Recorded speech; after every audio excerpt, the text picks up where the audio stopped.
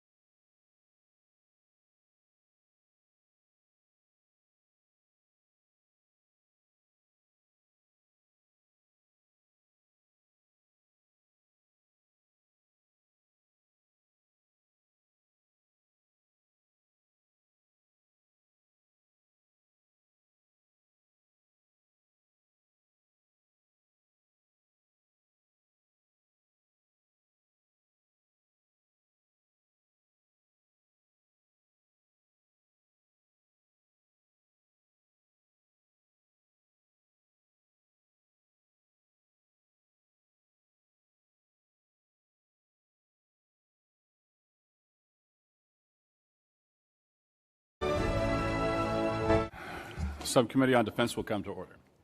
Today, the subcommittee will convene for an open oversight hearing to receive testimony regarding the Department of Defense from the Honorable Pete Hegseth, Secretary of Defense, General Dan Caine, Chairman of the Joint Chiefs of Staff. Mr. Secretary, General Caine, congratulations to you both on your new roles and welcome to your first hearing before the subcommittee. We look forward to working with you closely to provide for our common defense. And a very special welcome to Mrs. Bryn McDonnell. Bryn, it's great to have you back here in this room. You sat beside me on this side of the dais, so it might be a new feeling sitting where you are now. So I'm sure it's a bittersweet that you're no longer serving as a dependent member of my staff, but I commend your service to the nation. And Mr. Secretary, you're lucky to have her. I have no doubt that she'll provide you with the same level of faithful advice that she provided for me. The work we do in this committee has never been more important. We are navigating an increasingly complex and uncertain global environment, with adversaries like China and Russia pursuing aggressive actions and challenges in regions like the Indo-Pacific, the Middle East, and beyond. Our military must be prepared to meet those challenges, and that preparation requires substantial investments in both personnel and equipment. But we also must be responsible stewards of the taxpayer dollars. Balancing national security priorities with fiscal responsibility is a delicate but necessary task. Mr. Secretary, I commend you for quickly hitting the ground running and focusing on your key priorities of reviving the warrior ethos, building our military, reestablishing deterrence, and ensuring the defense of our homeland. The American people expect their borders to be secure. The challenges of our southern border, including the ongoing flow of illegal drugs, human trafficking, and other illicit activities, are growing threats to our security and must be addressed. The cartels exploiting our border and increasingly sophisticated and dangerous. The Department of Defense has a critical role in this fight. Mr. Secretary, I applaud your efforts in focusing resources to ensure the border is secured. I look forward to more discussion about what resources are necessary to keep the momentum going without compromising our ability to meet threats abroad. I also want to hear from you both about the readiness of our force. I have heard from senior military leaders and service members alike about the ongoing concerns related to the health of our force, including the need for modernization, the ability to respond quickly to emerging threats. While this committee has consistently provided funding for investments in next-generation systems, from hypersonics to autonomous platforms, we're still seeing troubling delays and cost overruns in a number of programs. We simply cannot deter near-peer competitors like China by falling short in sustaining our defense and industrial base. That is why it's critical that we continue to focus on the pace of modernization, particularly in areas like air superiority and munitions production.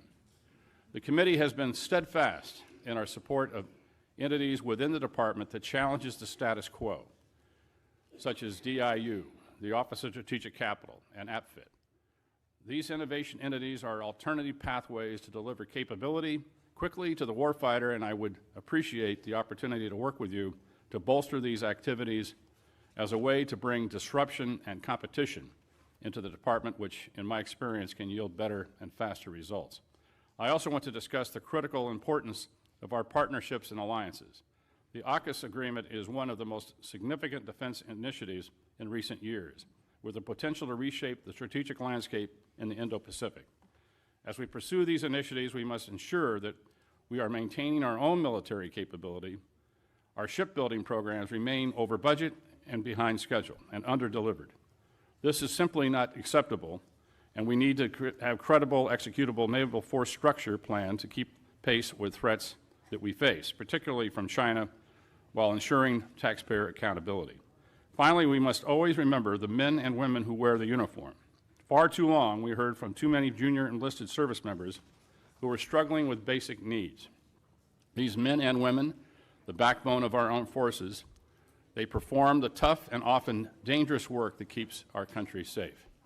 I was proud to help secure a 10% raise for our junior enlisted service members on top of the 4.5% raise that all service members received last year. It's critical that we continue to provide support for all those who fight in defense of our great nation. We ask a lot of our military, and the strategic landscape is more complex than ever. I look forward to a frank discussion on how we are matching resources to priorities and honoring our commitments to both readiness and to our people. I now recognize the distinguished ranking member, Ms. McCollum, for her opening remarks. Thank you, Mr. Chairman, and I'd like to thank all of you for appearing here today. And I'd like to thank all the men and women who serve in our military, both wearing the uniform and as civilians. As I say often, national security is holistic and not just defense spending. Do Americans have the health care that they need? Are we providing good nutrition to our kids so that they can eventually grow up strong and serve in our armed forces? Cuts to Medicaid and SNAP and the reconciliation bill put the whole of our society at risk, and I believe that this weakens our national security. Also, billionaires can have their tax breaks. It's also irresponsible for us to assume that you can fund the defense programs through an unstable reconciliation process. That's why it's never happened before in our nation's history. What else has never happened before was the Departments of Defense operating under a full-year continuing resolution.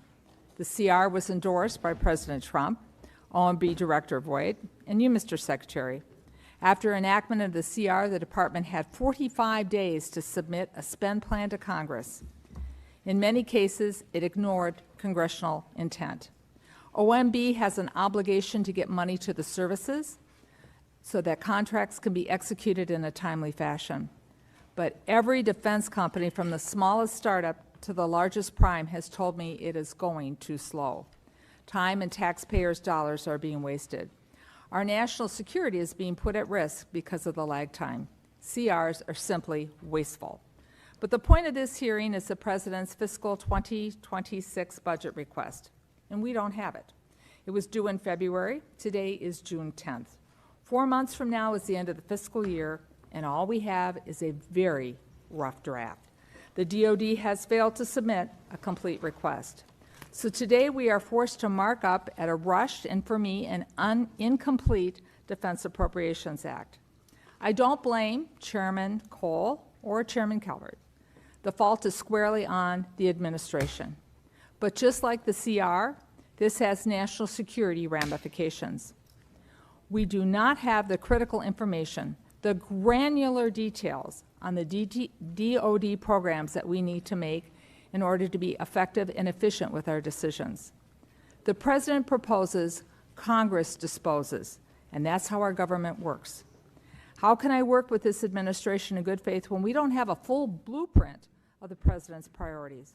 For example, Golden Dome at this point is merely a concept. It's not a plan.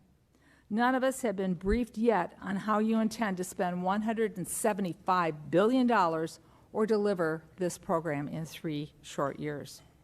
We do not know if priorities like Golden Dome, if they do not survive the reconciliation process, what will the department do? You can't come back to this committee and ask us to fill those gaps. Defense spending should never have been included in reconciliation. Mr. Secretary, it's still incumbent upon you to provide us with the real budget request. That's the only way to finish a full-year bill that will address DOD's complex issues, like delays to the Virginia and Columbia-class submarine programs, the skyrocketing cost of the Sentinel program, ensuring our F-35 fighters are operational, and taking care of the quality of life issues for our service members and their families that they deserve.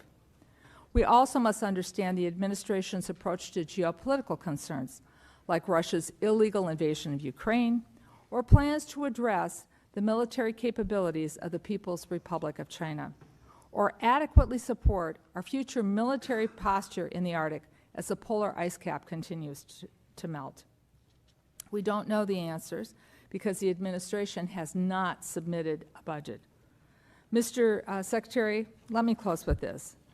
There's no secret that we have some serious disagreements. The President's decision to call the National Guard troops to Los Angeles was premature, and the decision to deploy active duty Marines as well is downright escalatory.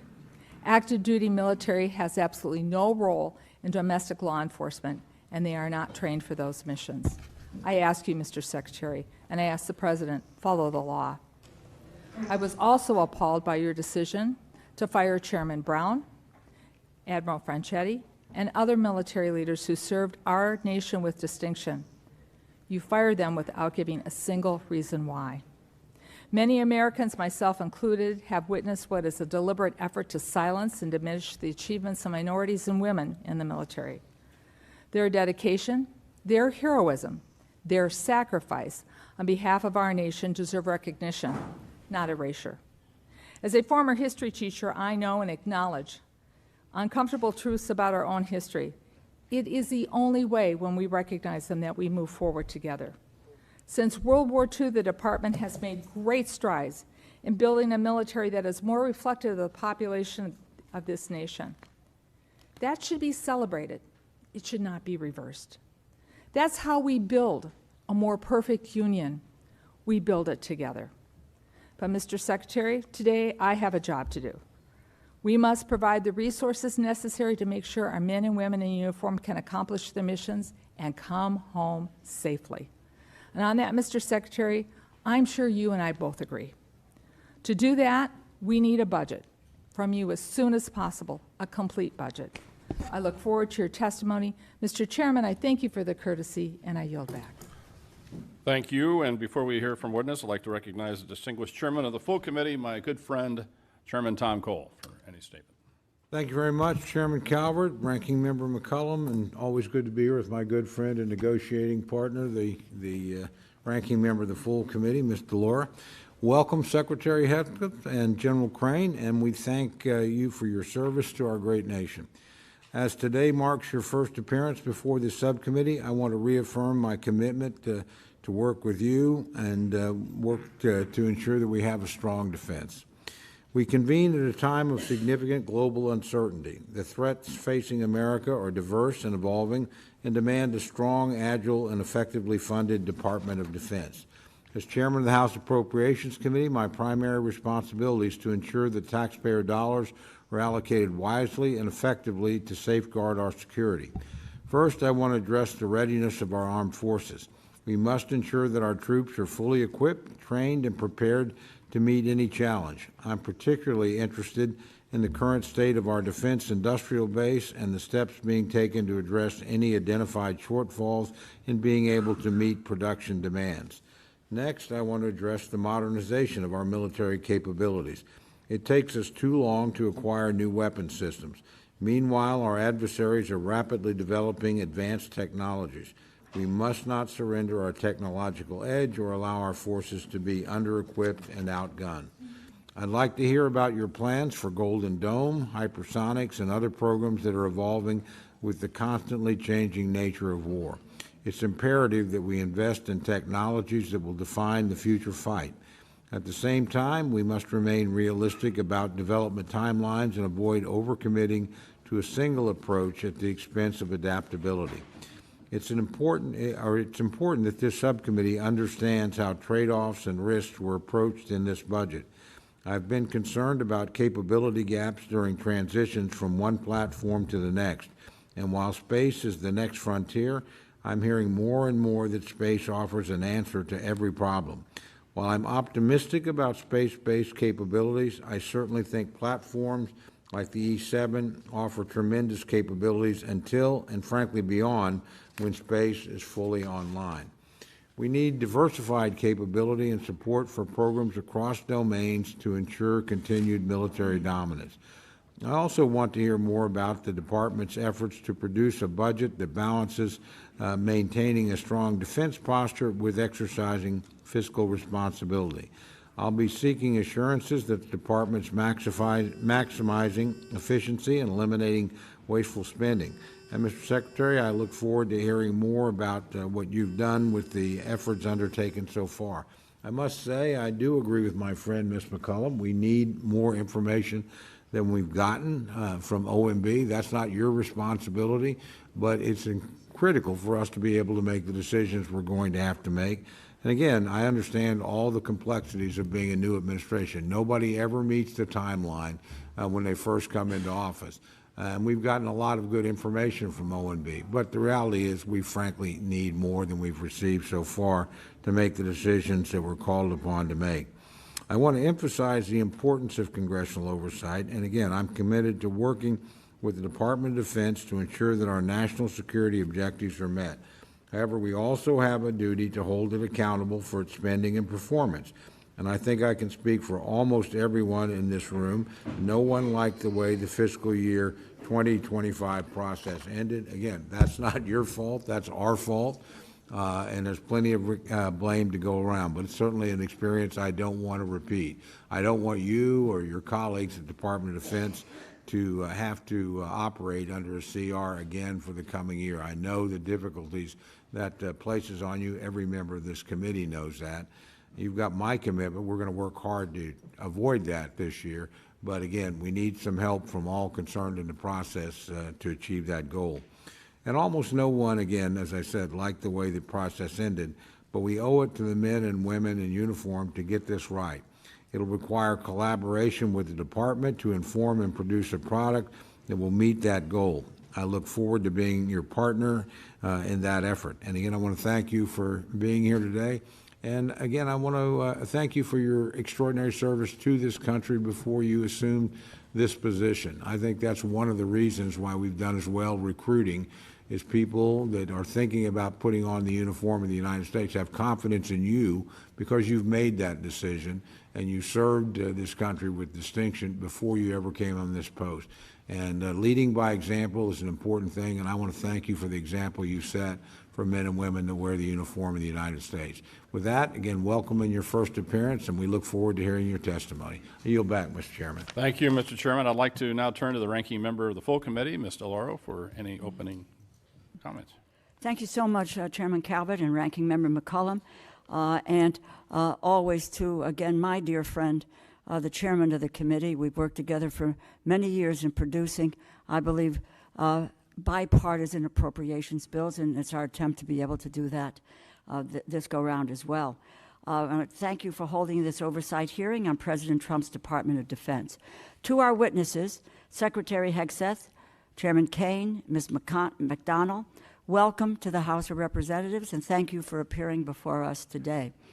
Defense is the largest portion of our discretionary budget, yet you have still not sent this committee a complete budget request. We are in mid-June, Mr. Secretary. We are marking up a defense funding bill in a few hours, and yet we have no idea what your department actually needs. We have no details as to how you want to implement your plans. We should be discussing how you plan to get our submarine programs in order, how the Black Hawk platform will be utilized into the future, and how you plan to improve our quality of life.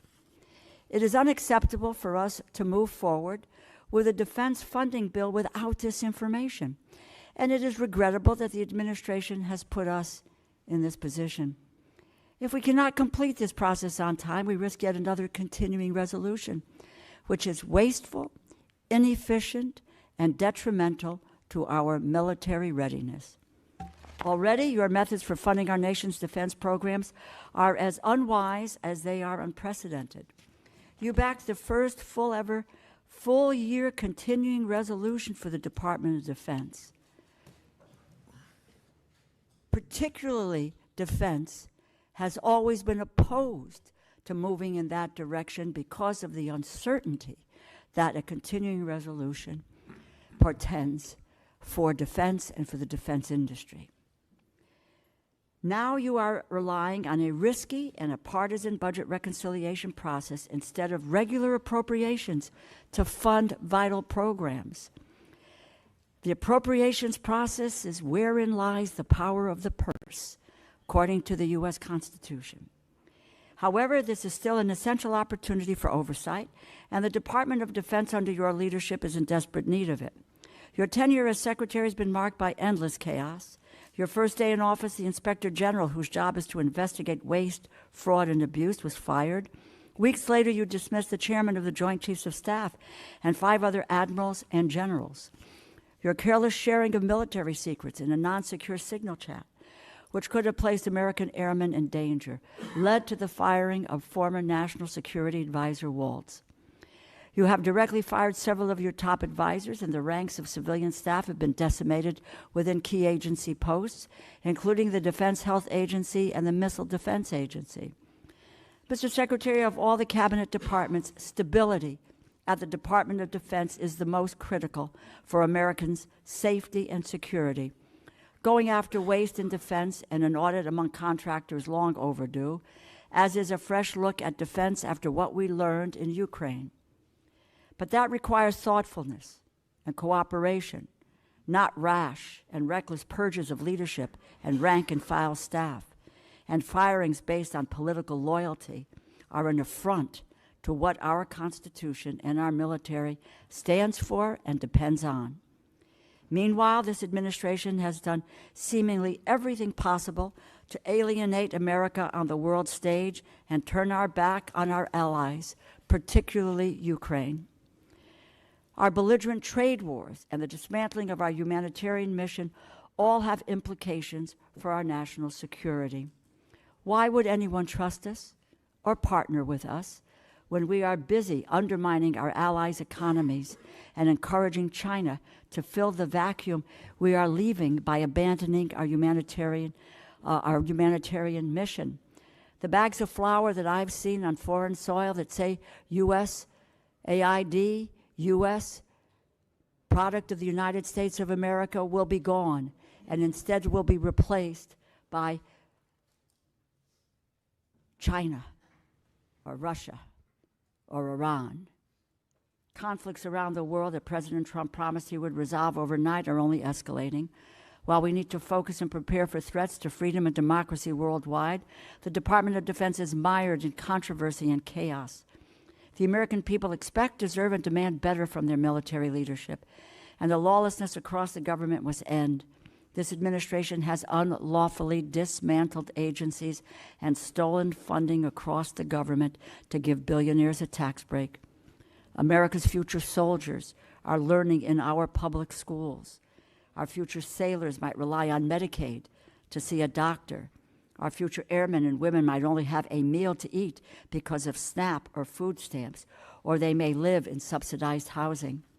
If tomorrow's service members are worried today about having their most basic needs met, then they are being held back from their fullest potential, and that weakens our national security. National security is not just machines and munitions. It requires a whole-of-government approach, which is why this administration must provide us an acceptable and complete budget as soon as possible so we can conduct proper oversight, and why this administration must cease the lawless stealing of appropriated funds. I thank the Chair and Ranking Member, and I look forward to your testimony. I yield back. Thank you, gentlelady. We'll now begin with witness testimony. Gentlemen, without objection, your full written testimony will be placed in the record. Secretary Hegseth, we can start with you for your summary of your remarks. Secretary, you recognize. Well, Chairman Calvert, Ranking Member McCollum, distinguished members of the committee, thank you for the opportunity to testify in support of President Trump's proposed fiscal year 2026 budget for the Department of Defense. I'm honored to testify today alongside General Dan Caine, Chairman of the Joint Chiefs of Staff, and Bryn McDonald, who is performing the duties of DoD's Comptroller and Chief Financial Officer. I'm also proud to represent and serve our warriors and their families. Today, as they do every day, they are keeping America safe. They're defending the homeland, they're standing up and deterring communist China, and we're working hand in glove with allies and partners to achieve peace through strength. I'd actually like to start by thanking this committee and Congress for your bipartisan leadership to give our troops a big pay raise in 2025. This included an additional 10.5% raise for our junior enlisted service members, E1 to E4. Thank you also for supporting other initiatives that will improve quality of life for our warriors and their families. With a focus on our troops and their loved ones, I've directed additional actions that will further improve their quality of life.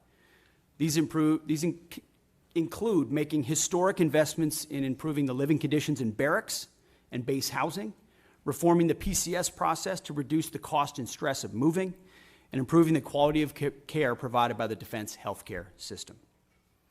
Now, the best part of my job is meeting and interacting with troops and their families. I hear their concerns. I know how it feels to face those challenges. I've been there recently. Each of these initiatives responds to feedback that I've received from the force, and I'll keep listening and looking for ways to improve their quality of life. Under President Trump's leadership, this budget puts America first and gives our warriors what they need. The $961.6 billion budget request, over $1 trillion for national security, will end 4 years of chronic underinvestment in our military. In the last 4 months, we've moved quickly to reverse course after 4 years of weakness and mismanagement. We've found nearly $30 billion in savings across the department, and we have reinvested those savings. We've killed wasteful programs, targeted bureaucratic excess, and redirected funding from Biden-era priorities to President Trump's priorities. We are re-optimizing the civilian workforce and repositioning resources to better support our warfighters. We're working with the Department of Homeland Security to increase border security. We've reduced China's malign influence in our hemisphere. We've defended freedom of navigation in the Red Sea. However, we still have a lot of work ahead of us to achieve peace through strength. To carry out the President's mission, we have 3 core priorities. as was mentioned, restore the warrior ethos, rebuild our military, and reestablish deterrence. First, we're restoring the warrior ethos. President Trump has charged me with focusing on warfighting, lethality, meritocracy, standards, and readiness. That's exactly what we're doing. We're focused on what's important, warfighting and warriors. We're sweeping away distractions and bloated bureaucracy. We've set standards that are high, equal, and unwavering. DEI is dead. We replaced it with a colorblind, gender-neutral, merit-based approach. Our force is responding, positively, incredibly to these changes. And thanks to President Trump, recruiting and retention is higher than it's been in decades at historic numbers.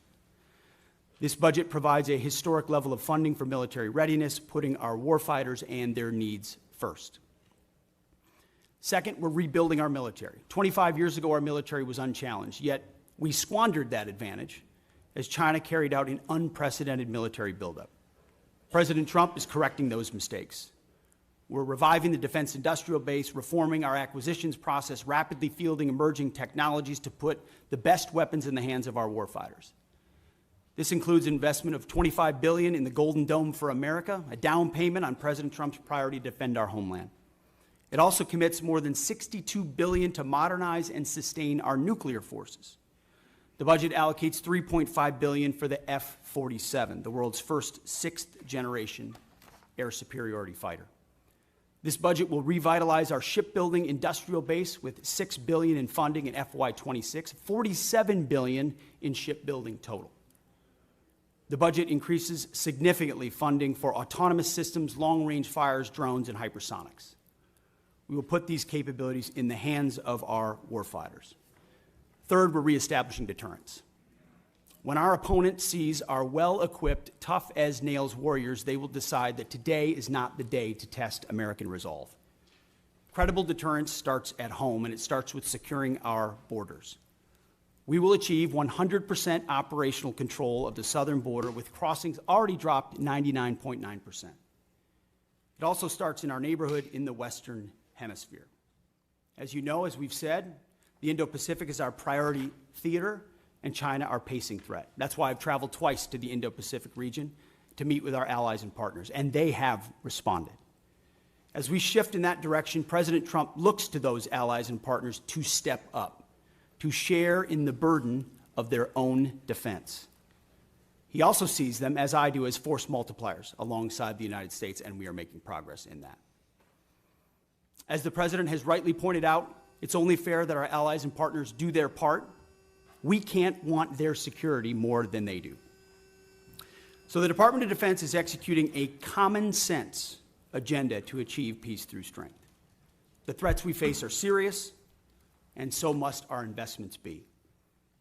So what this budget does, it matches capabilities to threats. We must overcome decades of neglect and decline. We must fortify our position as the world's most lethal fighting force, and we must act fast. This committee is our critical partner in everything we do, and your leadership and oversight is essential. So we look forward to accomplishing these goals, to achieving peace through strength, to supporting our warriors, protecting our citizens and taxpayers, together with you. May God grant us the wisdom to see what is right and the courage to do it. Thank you. Thank you, Mr. Secretary. General Caine, you're now recognized for your remarks. Thank you, Chair Calvert, Ranking Member McCollum, other leaders, members of the committee. I'm honored here today to join Secretary Hegseth and Ms. Bryn McDonald to appear before you today to testify on the President's fiscal year 2026 budget. Today's hearing reflects our shared commitment to maximize efficiency, accountability, and lethality to our taxpayers' investments, ensuring that every expenditure increases the survivability of our joint force, providing our warfighters with the advanced capabilities and capacity and cutting-edge technologies required to dominate our adversaries. I have deep gratitude for everyone in this room and your commitment and cooperation to help us deliver the capability and capacity for our 2.8 million members of our joint force, the civilians that serve alongside us, and of course, their families. all required to work together to deliver, as the Secretary said, peace through strength. It is my responsibility as chairman to understand the global set of conditions, advise the Secretary, and integrate our joint forces to confront and manage risks worldwide. This demands a comprehensive understanding of all domains: space, cyber, air, sea, undersea, all military services, each region, and at times our allies, partners, of course, as we consider carefully what they bring to the table, and to inform the decisions that you'll make to give us the finite taxpayer dollars required to ensure the greatest strategic impact with that investment. The President's budget enables the joint force to defend our great nation against adversaries seeking to do us harm.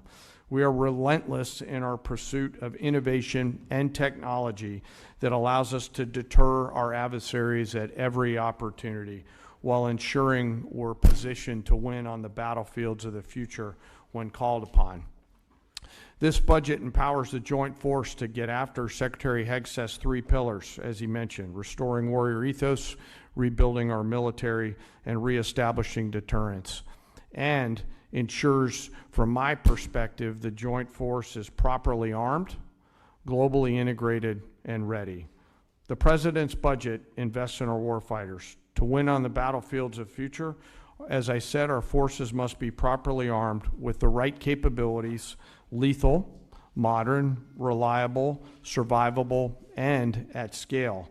Victory requires people and platforms that will overmatch the enemy day after day. Systems that will be required to operate under the harshest of conditions, and technologies that will give our warfighters the decisive edge that they deserve. This budget gives us the necessary tools to reinvigorate our national and defense industrial base. Our nation is full of incredible talent, and we need to get every bit of it moving in the same direction. This budget also helps the joint force get globally integrated. I think we're relationship entrepreneurs within the joint force, which requires us to work together with the military, our allies and partners, industry, and of course the interagency, to be connected before crisis begins. Finally, the President's budget reflects our mandate to stay ready, always on the account, anticipating the next fight, not fighting the last fight, and delivering for our force and their families. Our force and our families are the last and most important part of this budget. This budget makes meaningful investments in our service members and their families, improving quality of life, housing, medical care, and the moving process. Along with our most precious asset, our people must be properly armed, integrated, and ready.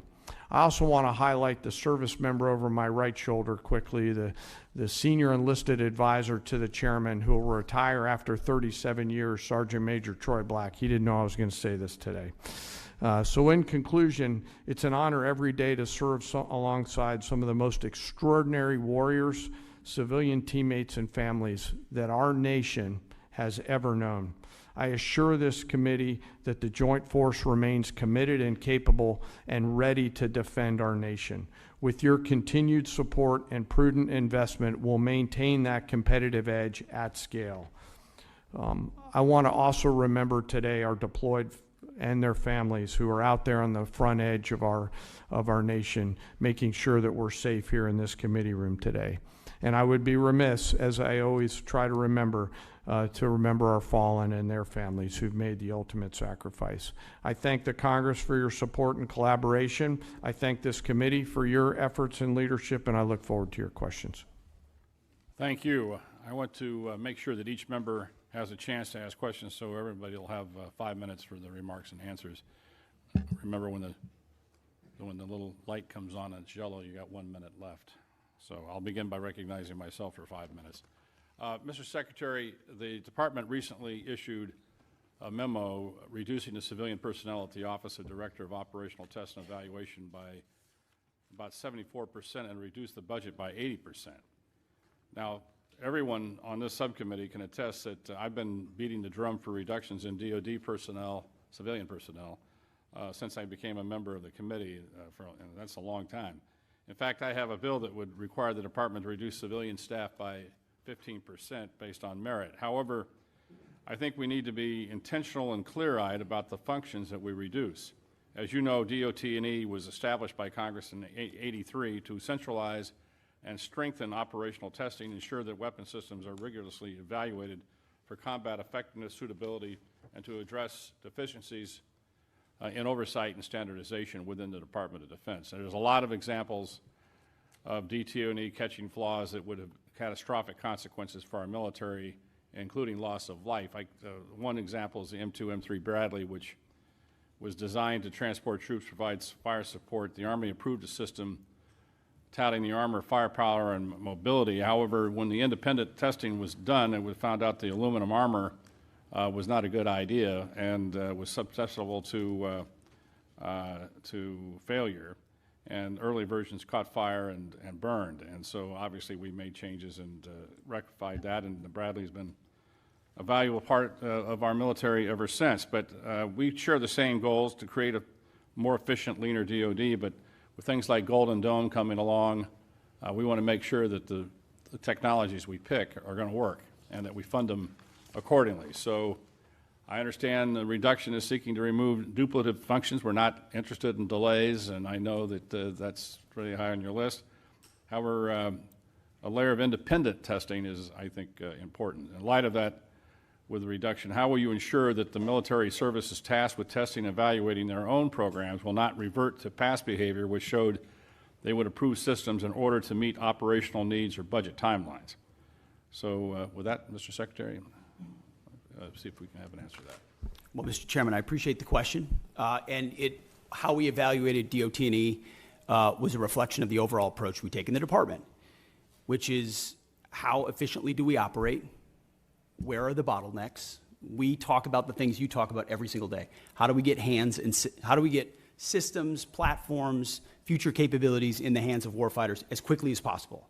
And so a review led by myself, the Deputy Secretary of Defense, our friends at DOGE who've worked with us have helped us look and identify places where we might find efficiencies. Now, I work, and my hands are directly in the middle of that, to ensure that as we seek those efficiencies and reduce those redundancies, we're not doing so in a way that undermines our capabilities or safety for warfighters in the future. DOT&E, after we got rid of a lot of the really low-hanging fruit of tens of billions of contracts and things that we've reduced, that were duplicative, that were completely wasteful, that were creating PowerPoint presentations that no one was looking at, you start to look at things like DOT&E, testing and evaluation, which in a headline sounds quite significant, and it can be in many ways. But when you ask the services, you ask the joint staff, you talk to the comptroller and CAPE, and you go across the other undersecretaries, there's a universal recognition that DOT&E's mission has bloated and expanded well beyond the scope of what it was supposed to be. And as a result, was expanding by months, and sometimes even more than that, the amount of time it was taking for systems to actually make it in the hands of warfighters. So you still have services in other places doing that testing and evaluation. This remains in place at a right size. So we see it as a right sizing of DOT&E. So it still provides that oversight and ensures across the joint force we're recognizing the challenges, but it doesn't add unnecessary time. So we recognize why it was created.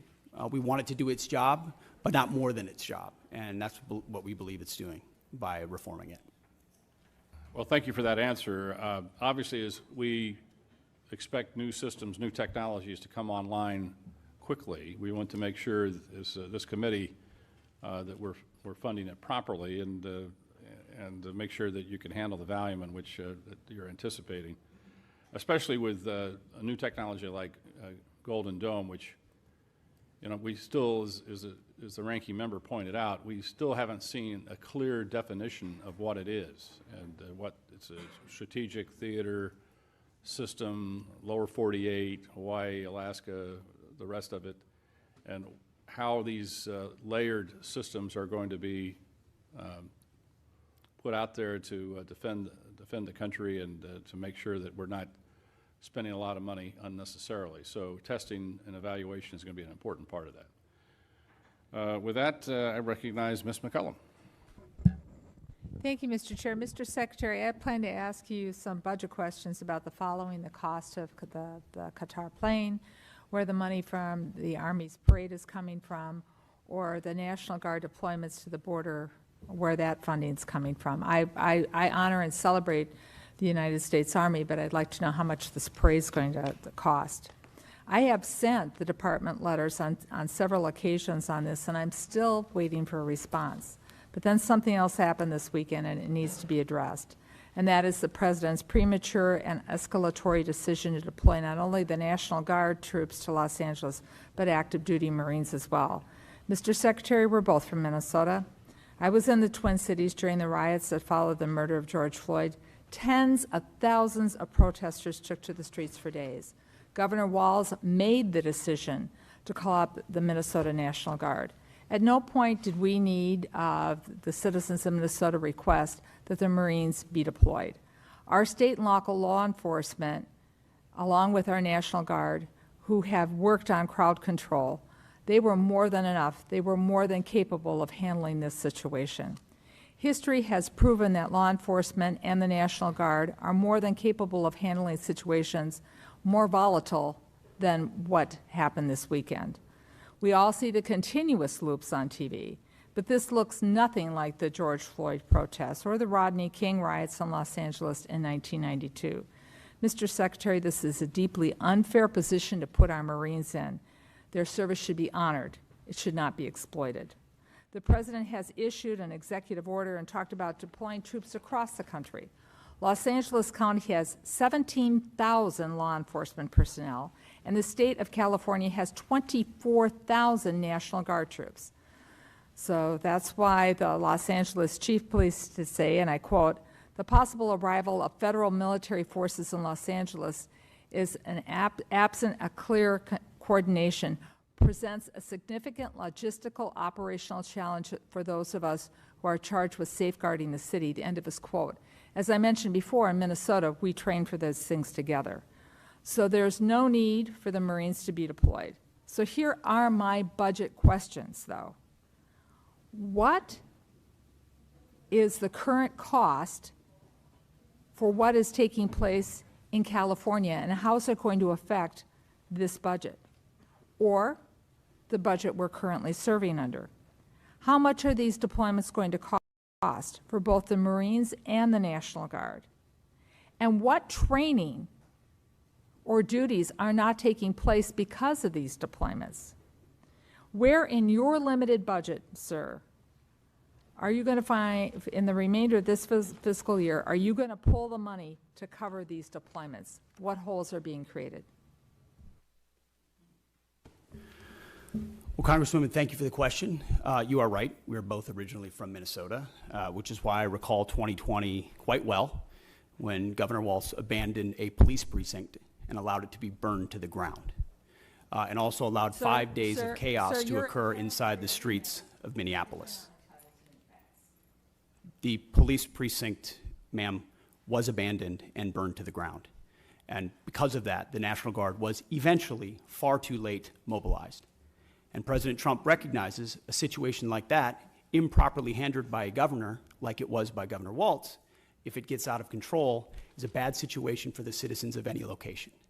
So in Los Angeles, we believe that ICE, which is a federal law enforcement agency, has the right to safely conduct operations in any state and any jurisdiction in the country, especially after 21 million illegals have crossed our border under the previous administration. ICE ought to be able to do its job, whether it's Minneapolis or Los Angeles. I have limited time. I asked a budget And they are question. Could the Secretary please address the budget? Thank you. You asked about the situation in Los Angeles, and we believe ICE agents should be allowed to be safe in doing their operations, and we have deployed National Guard and the Marines to protect them in the execution of their duties, because we ought to be able to enforce immigration law in this country, unlike what Governor Walz did in 2020. There are 17,000 LAPD, you mentioned that. There would be 18,000 if not for the defund movement that folks like Gavin Newsom and Karen Bass have implemented. The police chief said she was overwhelmed, so we helped. If the Secretary is not going to ask the budgetary questions, I will yield back my time if the Secretary refuses to answer the budgetary questions I put before him. They're important. What training missions aren't happening? Where are you pulling the money from? And how are you planning this in the moving forward? These are budget questions that affect this committee and the decisions we're going to be making in a couple of hours. If you're not going to answer them, please let the chairman know, and I will take back my time and I will yield it back to the chairman. Mr. Secretary, I want to just let us know what accounts you're pulling the money to fund. Thankfully, unlike the previous administration, we've got a 13% increase in our defense budget, and we will have the capability to cover down on contingencies, which is something the National Guard and the Marine plan for. So we have the funding to cover down on contingencies, especially ones as important as maintaining law and order in a major American city. As far as training, all of the units on the ground have been fully trained in their capabilities of what they're executing on the ground. For budgetary, if he needs to get back to the committee with the numbers, I'd appreciate it, both current and present. Happy to submit them for the record. Gentlemen will receive an answer to the question for the record. Gentleman from Oklahoma, Mr. Cole. Thank you very much, Mr. Chairman. Mr. Secretary, again, welcome. As I mentioned in my opening comments, I'm very concerned about retiring legacy systems. They need to be retired.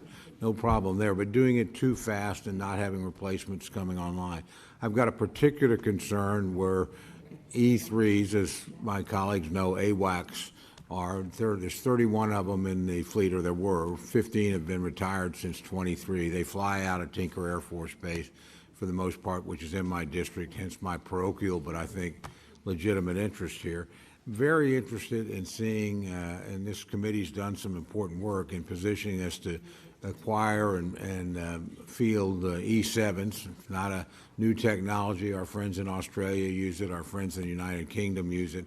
It's much superior to what we have. And so, again, this is one of the areas where we're concerned where we don't have the budget information from OMB we'd like. So I'm curious about what your thoughts are on the platform and replacing them.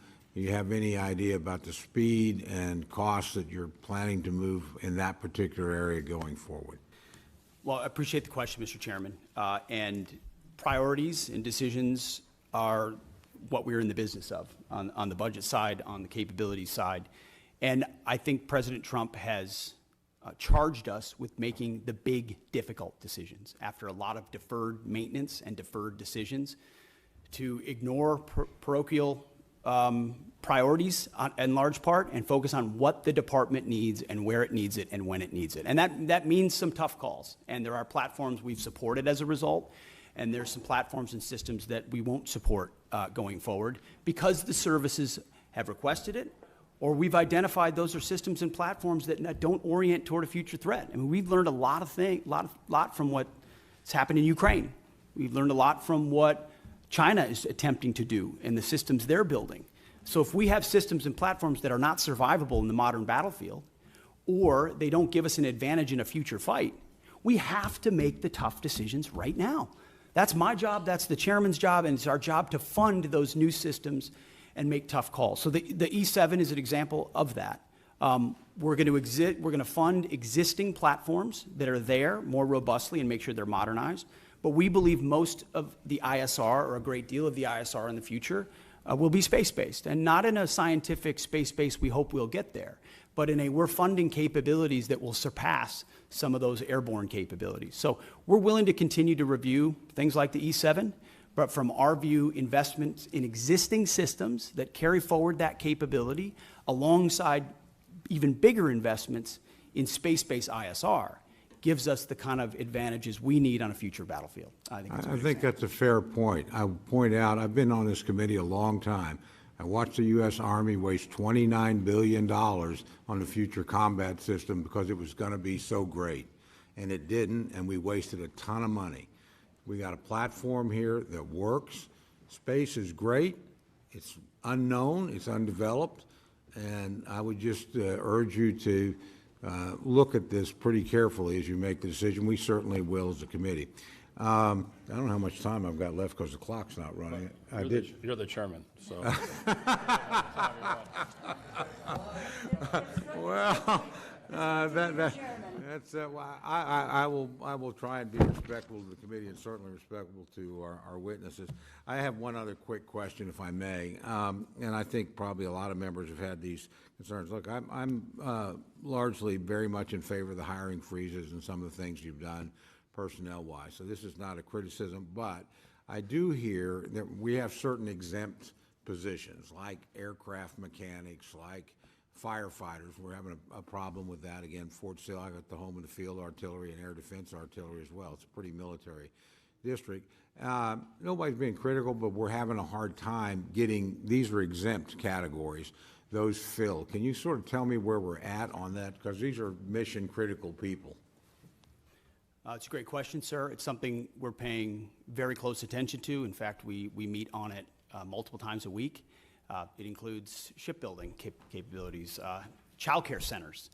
There are a lot of positions that affect our industrial base, our capabilities, or our families that we are working diligently to ensure we're getting those exceptions as quickly as possible, those waivers. But we're also trying to do right by right-sizing the civilian force, which has gotten too bloated too fast and has mostly been right-sized through voluntary separations through DRP. So I acknowledge that, and we can get you a full list of the exemptions as well to make sure you understand where we're making trade-offs. I'd appreciate that very much, Mr. Secretary. Thank you. Thank you, Mr. Chairman. Yield back. Thanks for your courtesy. Thanks. Gentlemen, Mr. Lauro. Thank you very much, Mr. Chairman. I'd like to focus, Mr. Secretary, my question on submarines and our national security, our military shipbuilding, and as I said specifically, submarines, critical investment for national security and for the economy of my home state of Connecticut. This is a yes or no question, Mr. Secretary. Do you agree that continued investment in the Department of Defense in submarine production is in fact critical to the United States national security and military readiness? Very critical. Okay, so yes, thank you, and we agree. They'll continue to be a critical asset to deter adversaries, sustain the advantage we have in undersea domain, and the Defense Department should continue to support these programs. What is the status of the Department's investments in submarine programs? 14% increase in FY26 on the Columbia, and a substantial increase in the Virginia as well. So we're ensuring a submarine industrial base that has been left behind, that has been neglected, is fully invested. We to have make sure funded we're the speeding submarine up on base funding here. the submarines. More than half, and you can go back to last December, but I want to move on. Do you know where our submarine production currently stands, and whether current production is sufficient to bridge the gap between current fleet size and projected need? There is a gap, but we believe we are closing it, ma'am. Yes. And if you can get to us the information about how, in fact, that you can close that gap, because we do not have any information or data that can substantiate what you're saying. Your department's initial budget proposal includes incremental funding for the Columbia-class submarine. Is that going to raise alarm bells across the defense industrial base by signaling a lack of commitment to the program? No, we could not, ma'am. We could not be more committed to Columbia. The centrality in the triad, ensuring it delivers on time, it's central to the deterrent and the base of the United States. So do you know how much of a financial hole this will create for the defense industrial base? Will there be a financial hole for the defense industrial base in 2026? Certainly not based on our projections. There's not a hole. We're investing in Columbia robustly. Okay, without numbers, it's my understanding the department is planning to move $3.1 billion for the Columbia class from 2026 and spread it over 2027 and 2028. This creates a serious problem for industry in the short term and hampers shipbuilders' ability to reach an adequate production rate. Have you been in contact with Electric Boat or with Huntington Ingalls about your plans? Almost every day, our Deputy Secretary of Defense, alongside our Secretary of the Navy, are actively engaged with all of our shipbuilders and shipyards to make sure their needs not only are being met, but their shortfalls are being addressed so that we can close that gap in real time, which has existed. So that you can really lay out for us the information and which we would like to get, this committee needs to take a look at, because I know you believe that submarines are important, as I do, but getting the specific information about where we stand, what the production rate is, what gaps there may be. We're willing to listen to all of that because, in fact, in contrast to what your earlier statement was, we have, in fact, supported mightily the submarine industrial base from this committee. That's not been neglected. Do you have a plan for making the investments necessary to ramp up submarine production to the necessary elections? I would just tell you, as part of the December continuing resolution, Congress included $5.7 billion for the department to put on contract for 2 additional Block 4 and 1 Block 5 Virginia-class submarines. The Navy advised members that these funds were required to be placed on contract by February of 2025, yet the department did not put funding for the 2 additional Block 4 boats on contract until April 30th. So do we have a plan, do you have a plan for making the necessary investments to ramp up submarine production to the necessary levels? And what is that plan? Ma'am, first of all, I want to thank this committee for the flexibility alongside FY25 and the continued resolution. Well, I would hope you would thank this committee for the funding that it had made. We have made a serious investment. So your first statement is inaccurate. We have focused squarely on submarines, and we now want to know where that is going and what your plan is for the continued advancements to meet production levels and make sure that that is an area that's covered for our national security. Ma'am, I fully acknowledge the investment this committee has made in shipbuilding, and the challenge is our department under the previous administration squandered a lot of that. By Please, I want your plan. I've had difficulties with the prior administration, and I don't mind calling them out. What is your plan for the future? Can we get that in writing and on paper so that we know where you're going? Because we don't have anything today. We have zip, nada, and knowing where you're going. You could talk percentages. You can talk about whatever you want, but unless this committee sees dollars and cents and where you're going and what your plan is, then we may reconsider what you need to do to go forward. Give us the details. Congresswoman, we have the details and we will provide Well, them then let's for you. have them before we, and my hope is that we could get to it before we go to a markup within a few hours here today. I yield back my time, Mr. Chair. Gentlelady yields back her time. The Dean of the House, Chairman Rogers. Thank you, Mr. Chairman. Welcome, gentlemen and lady. Let me ask you about the stunning success of the Ukrainian drones of last week. Are we seeing the ushering in of a new era of warfare? The use of drones from afar. After all, these drones were smuggled into Russia, hidden for a great span of time, and then activated from 2,500 miles away. Are we prepared, both defensively and offensively? Mr. Secretary?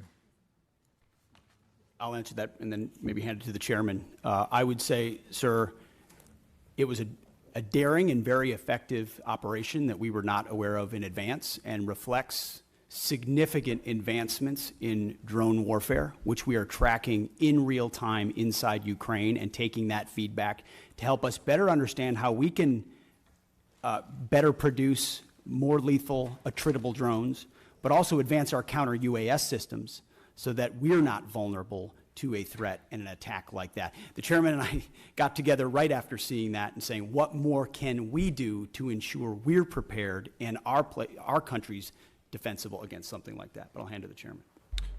Mr. Secretary, Congressman, thank you for the question. I think it goes to your more strategic question about is the way and nature that we're fighting our wars changing, sir? The answer is likely yes. Mass numbers of rounds moving back and forth with precision and autonomy are all things that are advancing in the technology trend exponentially. One of the things that I've talked with some of the leaders of this community and committee about are buying capabilities along the technology curve or ahead of it. And so I do think it was a bold move, and it represents a new and different way of fighting wars as we've seen over the past few years in that particular fight, sir. What do we need to do to protect ourselves from a similar type of raid by an adversary? Well, sir, intelligence is critical. Human intelligence, signals intelligence, every aspect of how we get ahead, get to the left of a problem like that. And certainly our department in conjunction interagency are focused on that. But then it's rapidly fielding the commercially available technologies in some cases, but others proprietary, whether they're EW, whether they're microwave, whether they're kinetic, to defeat drones either individually or in swarms in multiple locations against, protecting our people, protecting our installations, protecting our critical infrastructure, protecting our bombers. And some of that speaks to Golden Dome and what we'll do there, but you also have the particulars of the immediate. Our forward deployed troops, are they properly covered by counter-UAS systems? Do we have the best systems forward deployed? And that's something we're looking at every single day. We live in a dynamic operating environment, and the chairman knows this, the deputy, our policy shop, we are focused on ensuring that this is front and center, considering how central this threat will be going forward. Well, these are low-cost, high-tech weapons, if you will, and has been dominated by China. 90% of drones are produced by China, I'm told.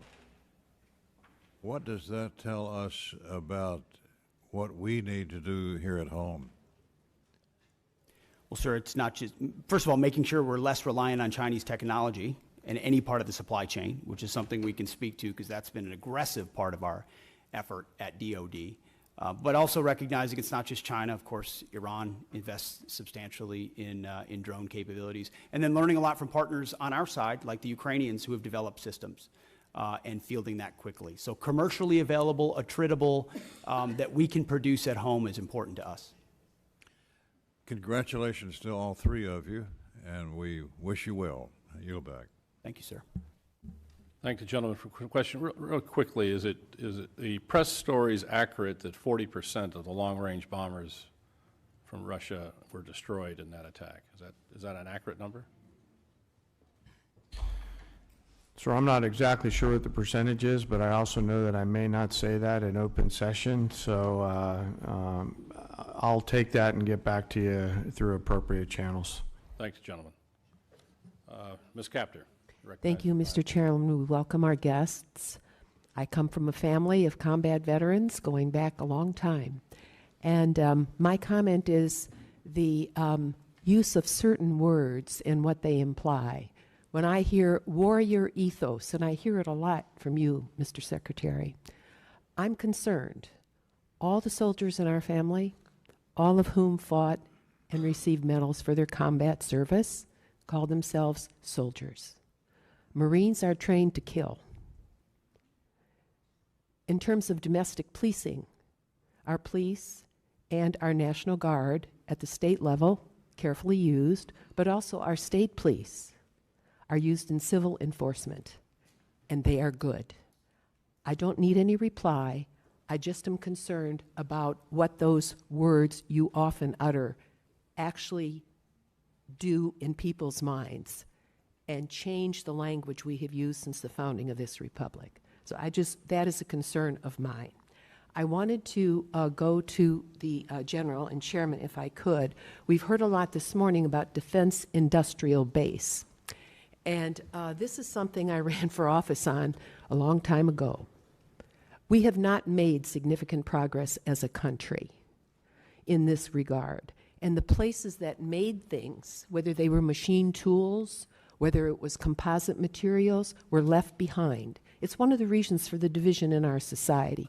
So I am very interested in knowing what specifically and in which accounts, and I hope you can get this back to us within a week and a half, you are going to focus on in order to inject additional resources in the defense industrial base of this country. What will that look like? We are just successful now in helping steel to revive and some of our composite metals. 40 years ago, I wrote a title to the defense bill dealing with strategic metals. Nobody at Department of Defense cared, okay? So I'm interested in which accounts, if you could kindly get back to me on that, and when you say defense industrial base, budget-wise, in which accounts, what does that mean? All right, I don't expect you to answer it now. Can you tell me when you might get that information back to us? Well, ma'am, As we you just said appropriate. a week and a half, so I know the awesome humans behind me are scribbling madly to come back to that. Can I just make a quick comment? You know, I happen to be a lucky guy that served in the private sector for a while, and I ran a machine shop in Texas along with a metal finishing business. So when we talk about defense industrial base, I broaden that out to really the national industrial base. There are certain components that are made in the defense side, but as you articulate, ma'am, many others are made in the small machine shops out around this entire nation. When I talk about mobilizing our nation, I think of that national, not just defense industrial base. What do we have to do to create greater capacity all the way down the chain to include jobs at the local level for those people that build quality parts and deliver on time with shorter lead time and lower cost? And so I have great empathy for what you're talking about, and we'll get back to you just as soon as we can. Yes, and General and Secretary, going back to the drone attack in Ukraine, a country that was invaded by the Russian dictatorship, starting in 2014. They've been at war for a decade, more than a decade. What they've done with drones is astounding. It's going to change warfare. One of my questions is, what are you doing to establish relations with Ukraine and not turn your back on them as an administration and help them win, help liberty win? This has implications way beyond the boundaries of Ukraine. Russia's got 11 time zones. I mean, this is the most important test of liberty for our NATO alliance in my lifetime, and we better help win. And that involves moving forward faster on drone technology. I'm very worried about our air bases where we have secure assets. Mr. Secretary, can we defend them today if they were to have a similar attack? We're certainly very focused on that, ma'am. And we're learning every day from Ukraine. I think we would need to clarify what win means. This president is committed to peace. He's committed to stopping the killing. And he was not in office when it started in 2014. There were no additional incursions in his first term. And then under the previous administration, Vladimir Putin sought to take Ukraine. We're committed. This administration's committed to peace, to stopping the killing, and we think that serves Did you just American leave interests. Ukraine, Mr. Secretary? Did you just leave Ukraine? Young lady's time has expired, but if you can get I did back not leave to Ukraine. us on that. No, that Have would you be great. visited Ukraine? No, ma'am. My first trip No. there, sir, was 1973. I Time yield back. has expired. Mr. Carter, you're recognized for 5 minutes.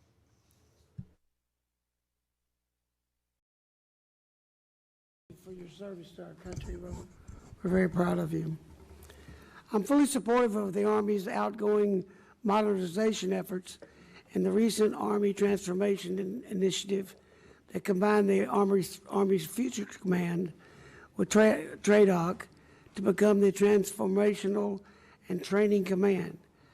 How are you both going to create a partnership between the Assistant Secretary of the Army for Acquisition, Logistics, and Technology, and this new command to ensure the acquisition authorities are modernized and synchronized to achieve the maximum lethality and deterrence? I'll take that. Maybe I'll hand it to you, Mr. Chairman, as well.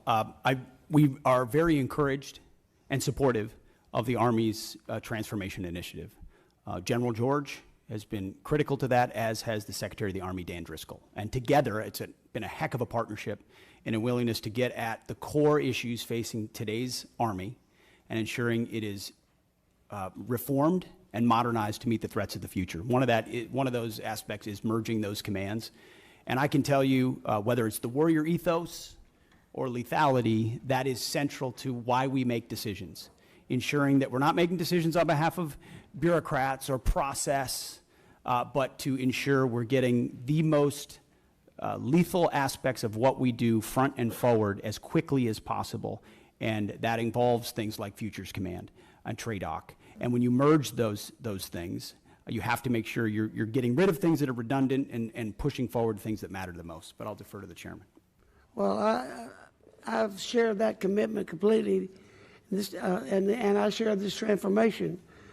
What do you see as the fundamental capabilities of this command must develop to ensure that we have the lethality and deterrence necessary to succeed in Indo-PACOM? That's where the future is. Sir, I'll first echo the Secretary's respect and appreciation for Secretary Driscoll and General George. They are a team, and that's always great to see from a warfighter's perspective when you have such a nested combat pair, if you will, that are driving at the same set of objectives. I think there's clarity, Congressman, in the minds of both the Secretary and the Chief on the need for things like long-range fires in the Pacific. And in order to pay for those, they're making those difficult decisions down the Army Transformation Initiative in order to pay for them. Well, when we started talking about the Futures Command, one of the things that I was hoping we would do is we would not get a project stacked up on somebody's desk and stacked that high, and when he got down to checking on that, oh, that goes to you, and it goes on top of another, on the bottom of another stack that high.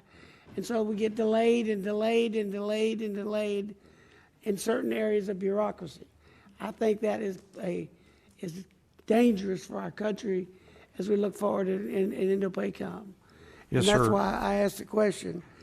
Another issue that's very important, the department has historically relied on outdated production techniques of energetic manufacturing, which may have remained unchanged since the Second World War. How is the department ensuring that investment in next-generation energetics manufacturing, such as AI, machine learning capabilities, and enabling and assurance of quality assurance, robotic-driven load, assembly, and pack, and automated formation processes, a prioritized and transitioned out research and development that is capable of producing these pathways. In other words, a modern way to load and turn out ammunition in the simplest terms.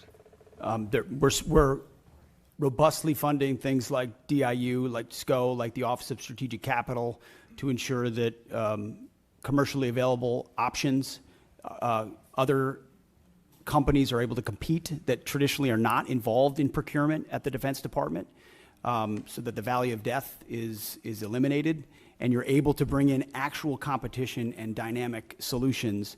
Otherwise, ammunition's a great example. It's very antiquated in many cases. We're still making rounds the way we made them after World War II. You have to project out what you want to make, send that signal to industry, and then allow innovators to enter that space so they can bring new technology and rapidly field those new technologies. Otherwise, you're stuck doing it the same way you've always done it. Sir, I was going to add something, but I'll hold off if you're going to roll. You can get a written response to the Yes, sir. gentleman from Texas on that. That's a concern to all of ours, is to modernize our manufacturing capability for we can get back manufacturing to the United States. Well, Mr. Cuellar, you're recognized. Thank you, Mr. Chairman. Mr. Secretary, and all three of you are welcome, and thank you for your service. I represent an area from San Antonio all the way to Laredo, the border. In San Antonio, we got Joint Base San Antonio, the largest joint base in the Department of Defense that contributes over $151 billion to the Texas economy. We support 266 mission partners. San Antonio also has the second largest cyber footprint in the nation, hosting the 16th Air Force cyber. And then, of course, the military facilities that are the best in the country also. Along with that, going down to Laredo, the largest port in the country, 9th largest in the world after 8 Chinese ports. Number 9 in the world is Laredo. And my question, Mr. Secretary, has to do with one of your plans, and I ask you to, welcome you to San Antonio, let the San Antonio folks come in. It has to do with Army, U.S. Army North and U.S. Army South. I'm not going to go with their missions or critical mission, but what concerns us in San Antonio, both the Democrats and Republican members of Congress and senators. We're concerned that, in setting up a Western Hemisphere command, which I think it's a good idea, that you move it away from a place like San Antonio, where, we have the infrastructure, the personnel, the community partnerships to work with you on this. And I say this because I think your testimony has about 11,900 troops that are down there working with the Homeland, which I support. And keeping in mind what's happening with the cartels in Mexico and other places, I would ask you to, when you look at this Western Hemisphere Command, that you don't move it 1,500 miles away from the border, especially in a place like San Antonio. I think we got a few Texans here that can talk about the rest of the state of Texas, and some wannabe Texans also that can talk about what the facilities we have. But I would ask you to, as you consider this, to keep the command, Western Hemisphere Command in San Antonio. Well, sir, count me amongst some of the wannabe Texans. Tennessee's close enough. Hey, we got no state income tax. Keep that. It's true. I appreciate that concern. It is something that has come up multiple times in conversations with Secretary Driscoll and General George in reviewing their Army modernization plan and consolidation, with the recognition that some of those changes, when we go through a posture review and as we're looking at commands, are going to include some tough choices. Some of that includes ranks and positioning, but you still are going to have, at some level, a south and north bifurcation. The question is where that is headquartered, and we are in an ongoing review on that, of exactly where that will shake out. But I would encourage continue deliberation with Secretary Driscoll. They have been thoughtful about it and will continue to be. And I understand that there's decisions that have to be made, efficiencies and all that, but just ask you, as you look at that, if we're doing so much investment on the border, yeah, we already got the infrastructure down there in San Antonio and all the support from the other military bases across the state of Texas and the partnership, I would ask you and the Secretary to please, before you make a decision, go drink the water, go, feel what we have in San Antonio and the surrounding areas in Texas, to consider that instead of just making a decision by the paper on that. And certainly ask you to consider also the second largest footprint that we have at cyber there in San Antonio, and working with the top cyber university, UTSA there. And of course, the military facilities that we have, which are in the best. And certainly during the Afghanistan and Iraq war, that area was looked. So I just ask that before any decisions were made, consider making a trip to San Antonio and have your folks understand it. I know some of y'all have been in Texas before, and would ask you to look at that. So with that, Mr. Secretary, and all of y'all, thank you for your service. Well, noted, sir, and thank you for your contributions to securing the border, which has been a huge priority for President Trump. We're going to get 100% operational control, and it's because of support from folks like you. Thank you. Thank you for your service. Thank you. Thank you, gentlemen. Chairman Womack. Thank you, Mr. Chairman, and my thanks to the to our witnesses here today. Secretary Hegseth, General Caine, thank you from the bottom of my heart and on behalf of this committee for your service to our nation. Obviously, we face a number of challenges and pacing threats across the globe in all domains, and we have to ensure that the joint force is ready to fight and win our nation's wars. So let me begin with General Caine.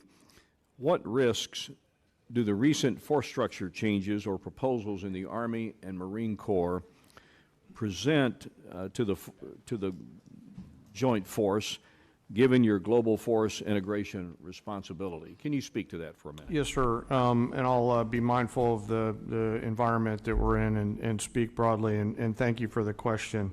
We are having to make some difficult choices to pivot some of the combat capability that we have now to the combat capability that we need in the future. Both services alongside the Department of the Navy and the Department of the Army, are making those changes in order to provide us with the combat capability and capacity that we need at scale to create the dilemmas that we have to deliver for the joint force and our adversaries. So at this point, we're doing the right pivots, Congressman, to make sure that we have the right depth that we need. Secretary Hegseth, both of you understand the unique value proposition that the National Guard provides the joint force, having served. And gosh, for a long time, it was just me and Hal Rogers up here as the Guard guys. So it's good to have some company. As we're looking to be efficient with federal dollars, I always kind of believe that the Guard and the reserve component structure in general brought what I called value to the force. That I realize it's probably not at the same level of proficiency that the active duty counterparts might have, but they bring value to the force. And when we need to surge responsibly and quickly, then the Guard and Reserve are certainly at the ready to do that. My question is pretty simple.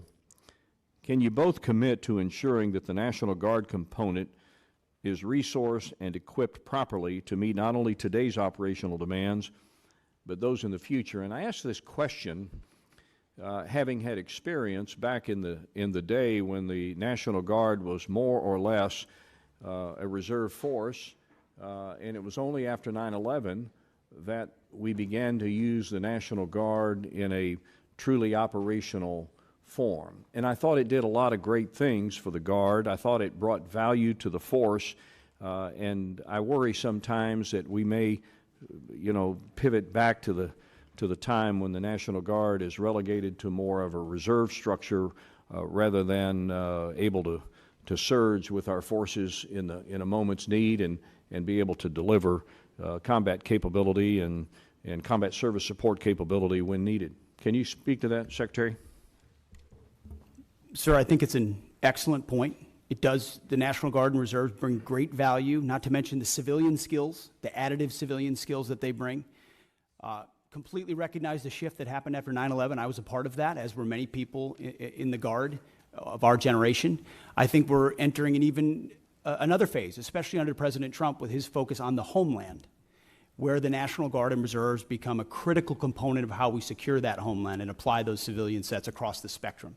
So when you're looking at, say, the Army, for example, what we need in the active Army vis-a-vis the National Guard will not be a reflection of what we need or don't need. It will be a right sizing of where that particular application would be best used. And the National Guard is a huge component of how we see the future, sir. General Caine. Sir, the policy makers tell us what size our force should be. What I will commit to you, and by the way, thank you both for your service in the Guard. As a fellow Guardsman, you're legendary in those hallways. What I will commit to you is that I'll make sure that the voice of the Guard is heard at the policy level, pursuant to my job as a chairman. I yield, Mr. Chairman. I thank the gentleman. Mr. Case. Thank you, Chair. Mr. Secretary, at the Shangri-La Dialogue in your speech of May 31st, you stated, and I quote, "Here in the Indo-Pacific, our futures are bound together. The prosperity and security of the Indo-Pacific are linked to those of your people." You went on to talk about the benefits from the, quote, "peace and stability that comes with a lasting and strong American presence here in the Indo-Pacific," end quote.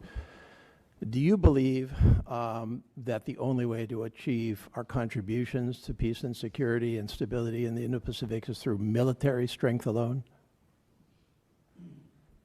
Sir, certainly not through military strength alone, although military strength is the business that we're in. So we're building partnerships across mill to mill, whether it's the Philippines, Japan, Australia, more actively than any other part of the world, because the application of American strength is not America alone. It's by, with, and through partners who share mutual objectives. And so we are very invested in military-to-military relationships. So you, as the Secretary of Defense, believe that we need to take a broader approach in the projection of national power, national influence than simply our military. Is that correct?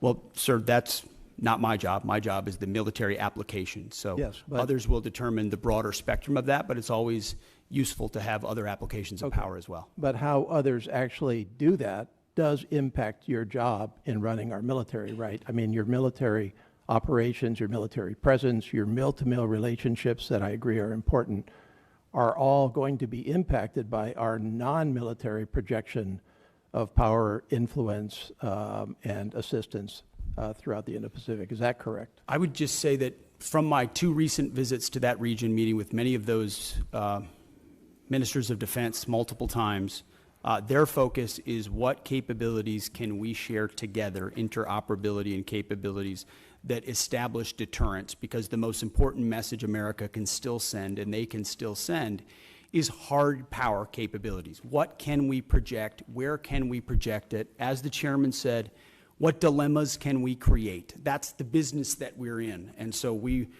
work with those partners that share common goals, and our militaries are working better together than they ever have, and I think and I that helps appreciate your support focus security. on the military side. That's obviously directly your job, but I'm asking you to think and comment more broadly on our big picture approach to the world. This administration, for example, has proposed to reduce the State Department by $8.3 billion, the Economic Support Fund, the Development Assistance and Democracy Fund, and the Assistance for Eurasia. This administration has illegally sought to destroy the U.S. Agency for International Development, and in its budget request, reduce it significantly down to close to zero. This administration has proposed to reduce the international narcotics control and law enforcement effort by $1.2 billion. This administration has proposed to eliminate the Millennium Challenge Corporation, or not eliminate it, but reduce it by $1 billion, a significant reduction. One of our principal agencies that assists us with meeting the needs of the Indo-Pacific in the infrastructure area, and what I think you would agree are key strategic countries such as Indonesia, such as Kiribati, such as the Philippines, such as the Solomon Islands. This administration has proposed to reduce international organization contributions by 83%. This administration is not following through on commitments that we made to the freely associated states, all of which are strategically critical to this country, to expand veteran services in those 3 countries, Palau, the Federated States of Micronesia, and the Marshall Islands. This administration appears to be slow-walking the resurgence and expansion of the Peace Corps throughout the Indo-Pacific. Do you think that that will affect your job in the military space with your relationships with those countries?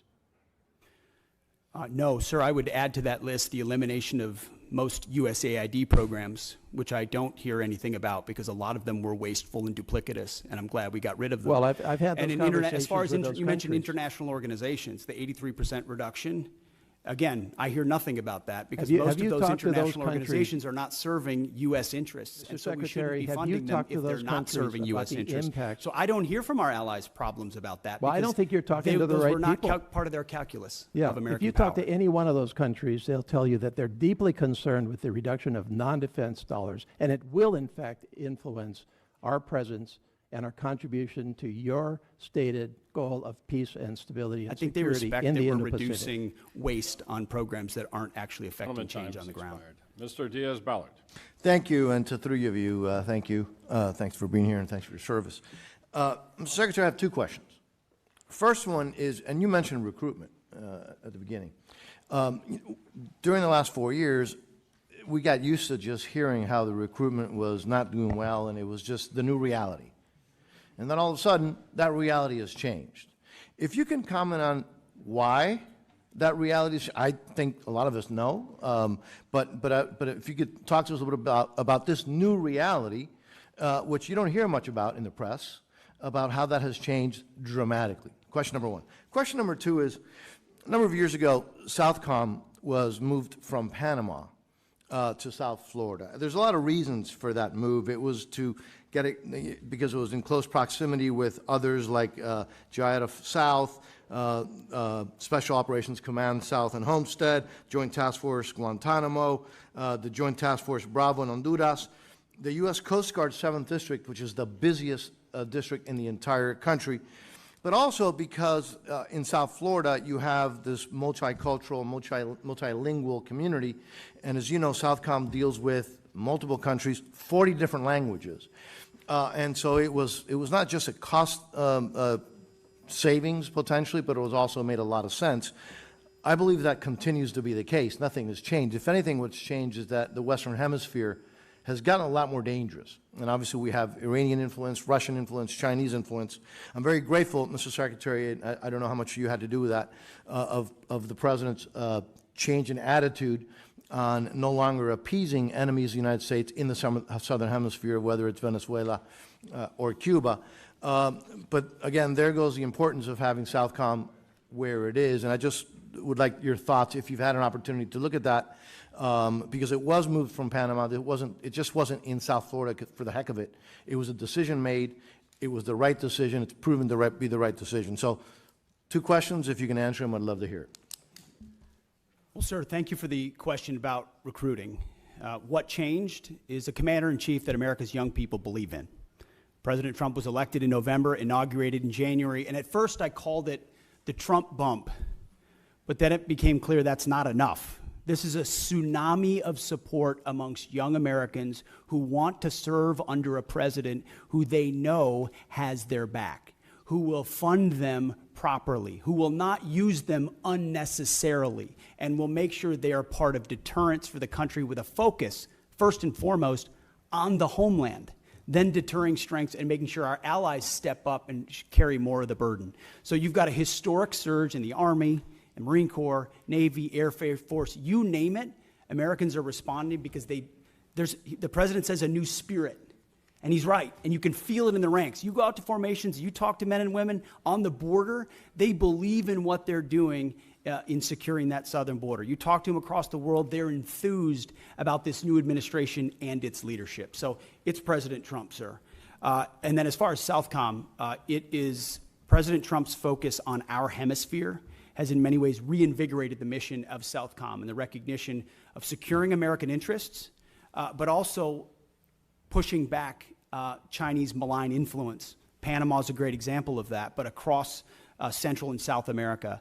So Southcom is right where it is. We're grateful for the great work that they do. I've had an opportunity to spend a lot of time with them and their commander, and we work by, with, and through a lot of allies. Mr. Secretary, I'm a little confused. Are you telling me that the folks that are now voting with their commitment to the country are not upset that they're not able to use different pronouns?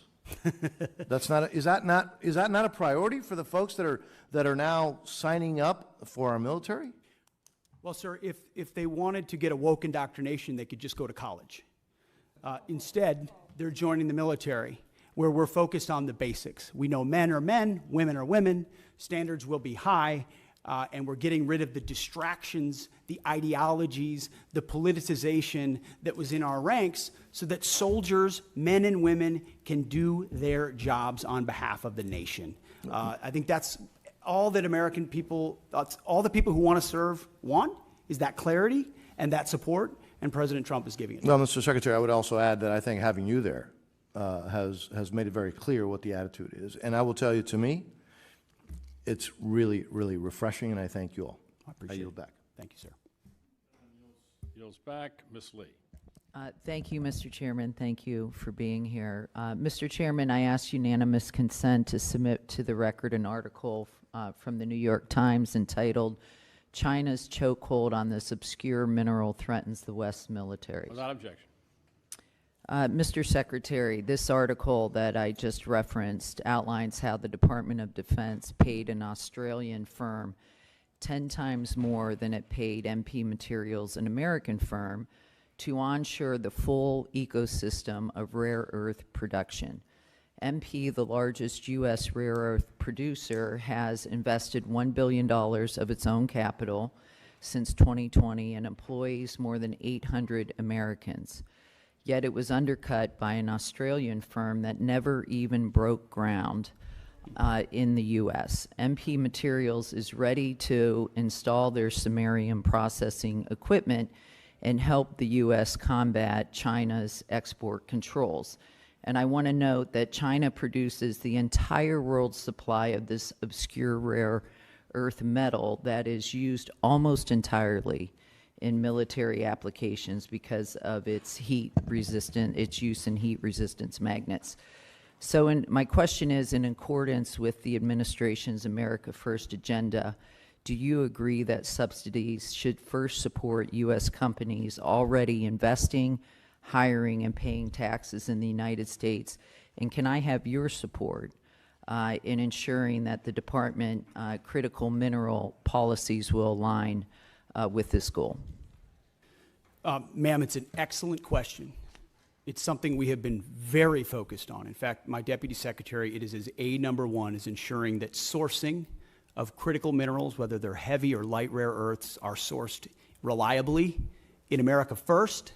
Yeah, and if not, then amongst allies. I won't reveal or talk about more than that in a setting like this, because we have reserves and we have capabilities, but at the same time, we have to aggressively work. And MP Materials, Mountain Pass, is a great example of a place where we can partner with industry. But what does China do? You know this. China undercuts the market intentionally to try to corner the market, and we have to account for that in the way that in the things that we support.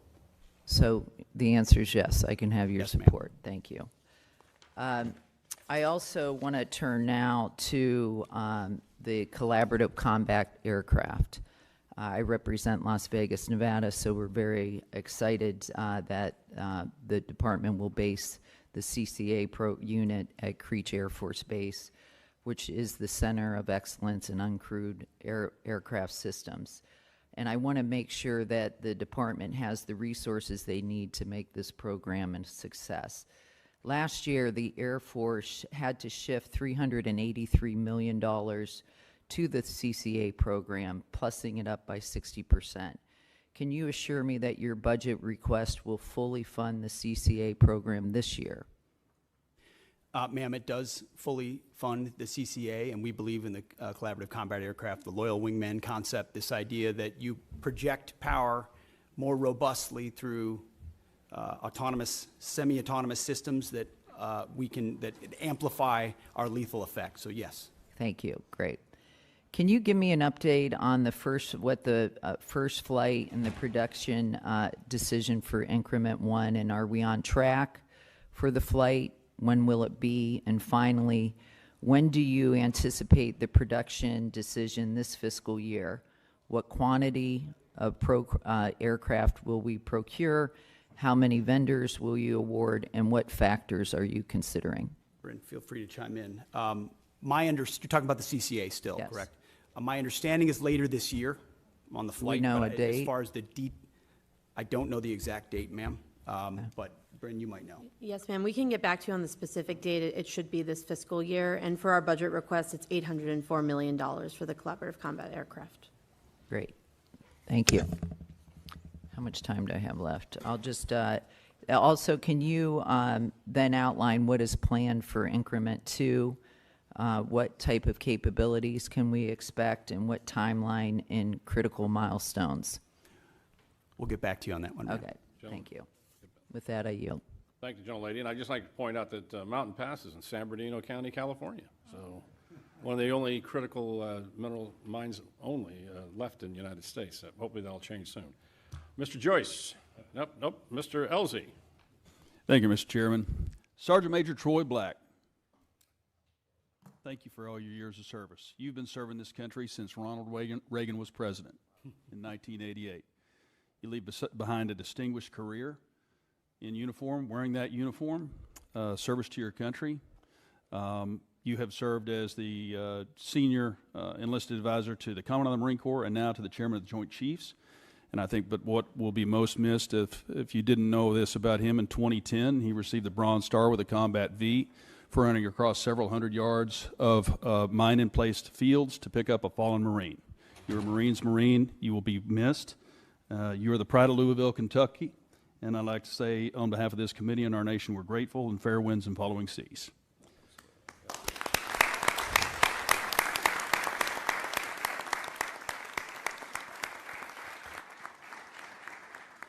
Secretary Hegseth and General Caine and Ms. McDonald, glad you're here. I'm personally grateful for your service to our country and for sharing your valuable time with us today. Raising you bring a non-traditional perspective to your tenure as chairman, having been a guardsman and an entrepreneur. Thank you for saying yes once again when called to serve, and also distinguished Flying Cross and 2 Bronze Stars. You didn't get that by sitting behind a desk. You were a fighter pilot's fighter pilot. You helped the plan to bring down Scuds in 2003. So thank you for your service. And Mr. Secretary, I want to salute you for your leadership and action-oriented approach at the Pentagon. You've created a sense of urgency that General Caine refers to in his testimony, and back to the issue of what we're not talking about today, and it's recruitment. Because in this family business, all volunteer force of ours, parents and their children who want to serve our country are now no longer afraid to sign up for fear of them being misused or not having their merit being rewarded appropriately. So thank you. You've also highlighted our service academies in that effort. Mr. Womack and I both serve on the boards of visitors at West Point and the Naval Academy, so thank you. I also appreciate your guidance on using commercial solutions in acquisition and on reducing the inflation that we have seen in the numbers of flag and general officers. And I think we can make the Pentagon a triangle pretty quick. There are more Navy admirals in the various systems commands than there are in the fleet. That's too many flags in D.C. and not enough at the waterfront or on the flight line. But speaking of acquisition, I want to turn to the plans of a 6th-generation fighter. General Caine, in his prepared statement, states that the F-47 will continue to ensure U.S. air dominance for decades. I'm a fervent supporter of not only F-47, but whatever the FAXX is going to turn out to be. And I want to make that clear to everyone listening.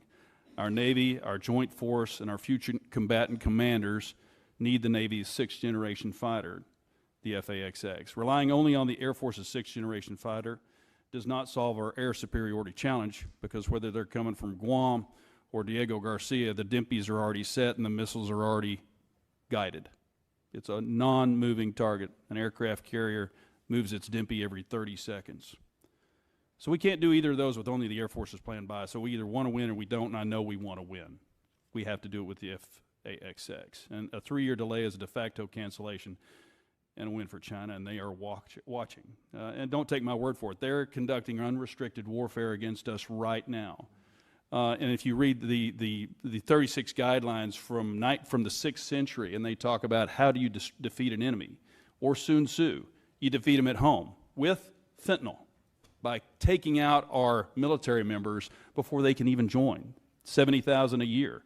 They're being successful in how they're doing unrestricted warfare, and that's exactly what they're conducting. They're also showing us their 6th-generation aircraft right now, and there's at least 3 that we know they're working on.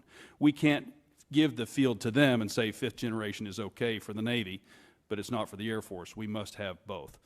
So several well-informed, well-respected leaders shared with us the importance of having both the Air Force and the Navy 6th-generation fighters, Admiral Paparo, General Alvin, and Admiral Kilby, acting CNO. I'm not going to put you all on the spot, but I just want to make it clear. If you'd like to address it, you may. I'm just putting it that it's that important to me. So what troubles me about the Pentagon needing to be a triangle now is that one of my favorite movies is Office Space. Remember Milton? Milton down there with the swing line. We're not really sure what he did, but he sure made a lot of trouble for everybody. I think we have a lot of Miltons in the systems commands and down there in the Pentagon, maybe at Cape, who are telling you that we can't do something when we absolutely can. They need to go. So let's get rid of the Milton. Let's invest in this generational investment. I'd like to thank Chairman Calvert, Chairman Calvert, for his investment in the FAXX and the bill, and present to this subcommittee later today. So thank you all. Appreciate it. Okay, go Navy. Mr. Morelli, you're recognized. Thank you, General, Chairman. I'm grateful for your service and grateful, Mr. Chairman, for the hearing today. I don't want to pile on, Mr. Secretary, and I'm brand new to this subcommittee, but I will say that in the same way we wouldn't go into battle without knowing the number of troops, our weaponry, the number of armaments, equipment, supplies, it's really almost impossible for this committee to do its job without details from the President, from the Department on a budget request. So I wonder whether or not we could get a commitment from all of you to come back before the committee when the full, the President's budget request has been delivered, so you can answer questions in detail about it. Certainly we'll make sure you get those details, Congressman. Well, getting the details is important, but also being able to answer questions about those details and what they mean, I think would be helpful. So obviously, this is the chairman's decision, but I would ask you to consider coming back before the committee when the president's budget request is submitted to us, so we could get your sense of the various items in it. I want to go back to a topic I think Ms. Capter raised, which is Ukraine, and I really appreciate your comment that when you referred to partners on our side like Ukraine, so I'm glad we still consider them partners on our side. Last week, the Ukraine Defense Contact Group met in Brussels. I know we did not attend, you did not attend, and I don't believe you appeared even remotely, but that was a meeting in which allies coordinated billions in aid to help Ukraine. We're talking about funding right now without a budget, without a plan to sustain U.S. support in what I consider the most serious conflict in Europe in a generation. So can you at least give us a sense, Mr. Secretary, of the presidential drawdown aid authorized through January 20th? Do you know how much has actually been delivered? Just the presidential authority that was given through January 20th when the new administration took over.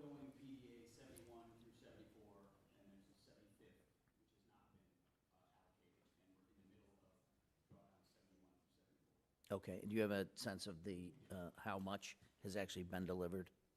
I don't know the exact amount that's been delivered, but we're actively monitoring it, as well as the lifespan of certain munitions, what munitions remain critical for us, critical for them, critical for allies like Israel. We're paying very close attention to that. Okay. And you can give us a detailed, thank you. Do you know whether the department or the president is prepared to ask for funding for the Ukraine Security Assistance Initiative, and at what level?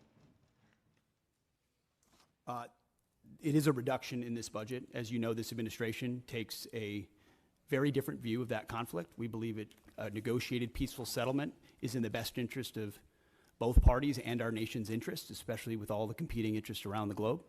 I don't think the word victory has been well defined, or the path to it. And as a result, a path to peace that stops the killing and the carnage is something that President Trump is very invested in. Well, look, I would certainly, I think I would define victory as making sure incursions, illegal incursions by the Russian Federation into Ukraine, which is a sovereign nation, would be a victory, but I'll leave that aside. I want to just touch briefly on, with the limited time I have, the President has announced $175 billion Golden Dome. It's been talked about. I know that what has been talked about, we understand that reconciliation includes a $25 billion down payment. We haven't really received much in clarity on the specifics. Can you tell me what the $25 billion will be used for? Excuse me. There are many specifics that are not fitting for this setting. We're happy to get you at the appropriate level the specifics you request. But what we've done is we've built out the entire understanding of what the architecture would look like, ensuring it includes existing capabilities that can be fielded rapidly. As President Trump has made the case, we need this now, not conceptually in the future. You know, we had SDI under Ronald Reagan, which was a concept. We've fast forward to the ability to deliver these things, and the American people deserve that kind of protection. So multiple layers for multiple different types of threats, coordinated with sensors, both on the ground and in space at other layers. And we've got one of our best Space Force generals fully focused on that project in General Gutlein, who has a background in understanding those types of architectures. So we've pulled the program up to the Office of Secretary of Defense to make sure it's monitored on a monthly basis. Can you tell us what the appropriations request will be for Golden Dome in the 26 fiscal year? Well, the gentleman gets, go ahead. Bren, excuse me, Ms. McDonald, you can get back to us on that and for the record, and we would appreciate that. Mr. Fleischman, you're recognized. Thank you, Mr. Chairman. Want to welcome Secretary Hegseth, General Caine, and Mrs. McDonald. Thank you. This has been an outstanding hearing. Let me just say this. The world is a dangerous place. The nation is a dangerous place.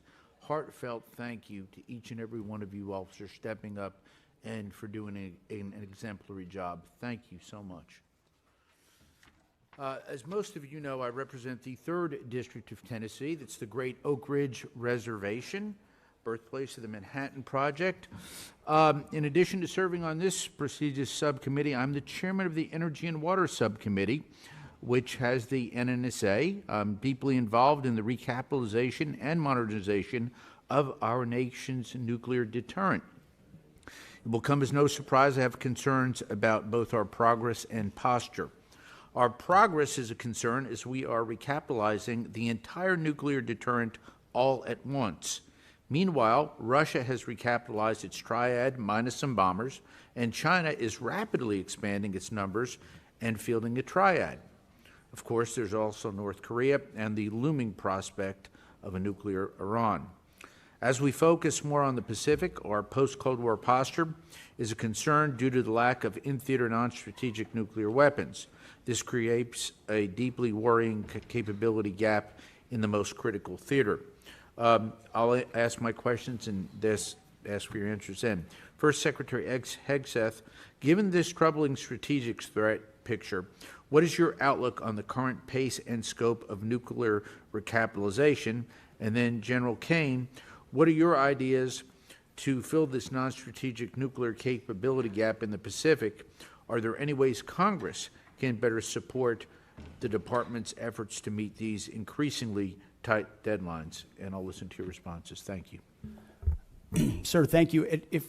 First, if I would just take liberty, both the chairman and I have taken up almost all the oxygen from Bryn McDonald here. I would just take issue with the characterization that we have not delivered a budget and we don't have details and we're not delivering on it. She and her team have done a fantastic job of working as rapidly and as detailed as possible to deliver what we feel very confidently is a robust, detailed delivery of the president's agenda for FY26. So, Bryn, thank you for the work that you're doing and all the details and focus on that have come through. And that the nuclear triad is certainly a part of it. NC3, every single aspect of that. Sentinel with the Nunn-McCurdy breach has to, we are taking a very hard look at that while fully funding it. Columbia class, critical. B-21, which for the most part has been a success story, but needs to be continually monitored as any major platform does. And then the SLICM-N as well, investing in that capability, considering the advantages we have on the submarine side. So we are fully funding, in fact, even more so in most cases, that capitalization and modernization, which we have to, considering what our adversaries are up to. Thank you, sir.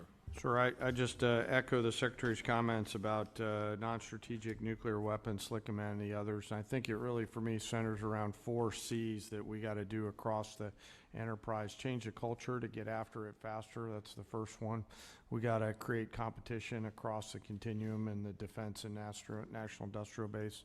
We need to buy better contracts and get greater capacity. So no ads other than that, Congressman. Thank you. So if I may, you all feel reasonably comfortable with the way that we're modernizing our triad? Well, sir, I'm not comfortable with the way the Sentinel upgrade had been happening. Understood. With the recognition that it is behind and can't be.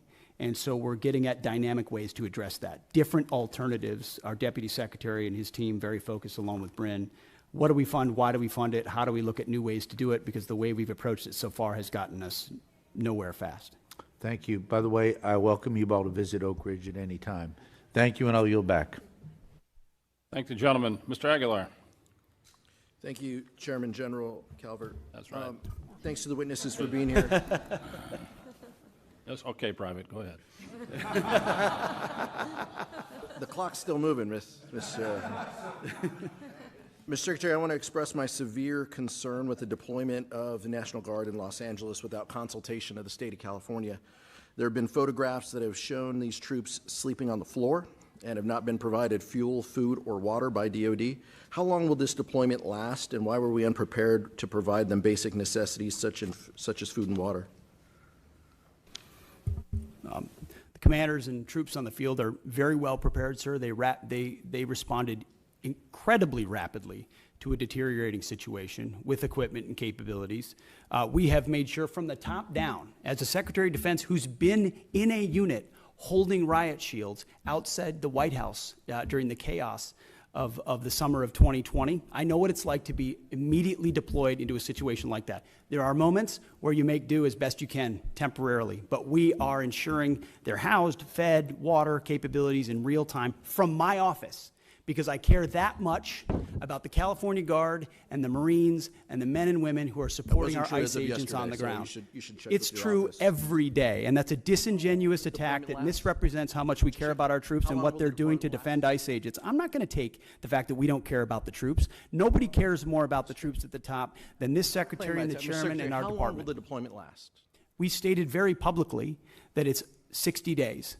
Because we want to ensure that those rioters, looters, and thugs on the other side assaulting our police officers know that we're not going anywhere. We're here to maintain the peace on behalf of law enforcement officers in Los Angeles, which Gavin Newsom won't do. What is the estimated cost of the deployment for the Guard and the Marines to LA, and where's this funding coming from? Will it be coming from quality of life programs that affect our service members or our families? If you want to wait till I finish. Before I hand it to such as updates, housing and barracks. Before I hand it to Bryn, the insinuation that we're pulling money from housing and barracks in order to fund this is disingenuous and incorrect. I'm just asking. Bryn can give you the numbers, absolutely. So the current estimated cost is $134 million, which is largely just TDY costs, travel, housing, food, et cetera. But where's it coming from? That's the cost, but where's it coming from? Out of their O&M accounts. With the most recent deployment of the Marines, Mr. Secretary, what's the justification for using the military for civilian law enforcement purposes in LA?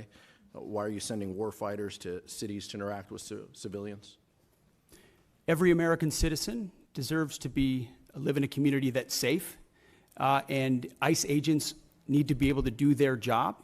They're being attacked for doing their job, which is deporting illegal criminals.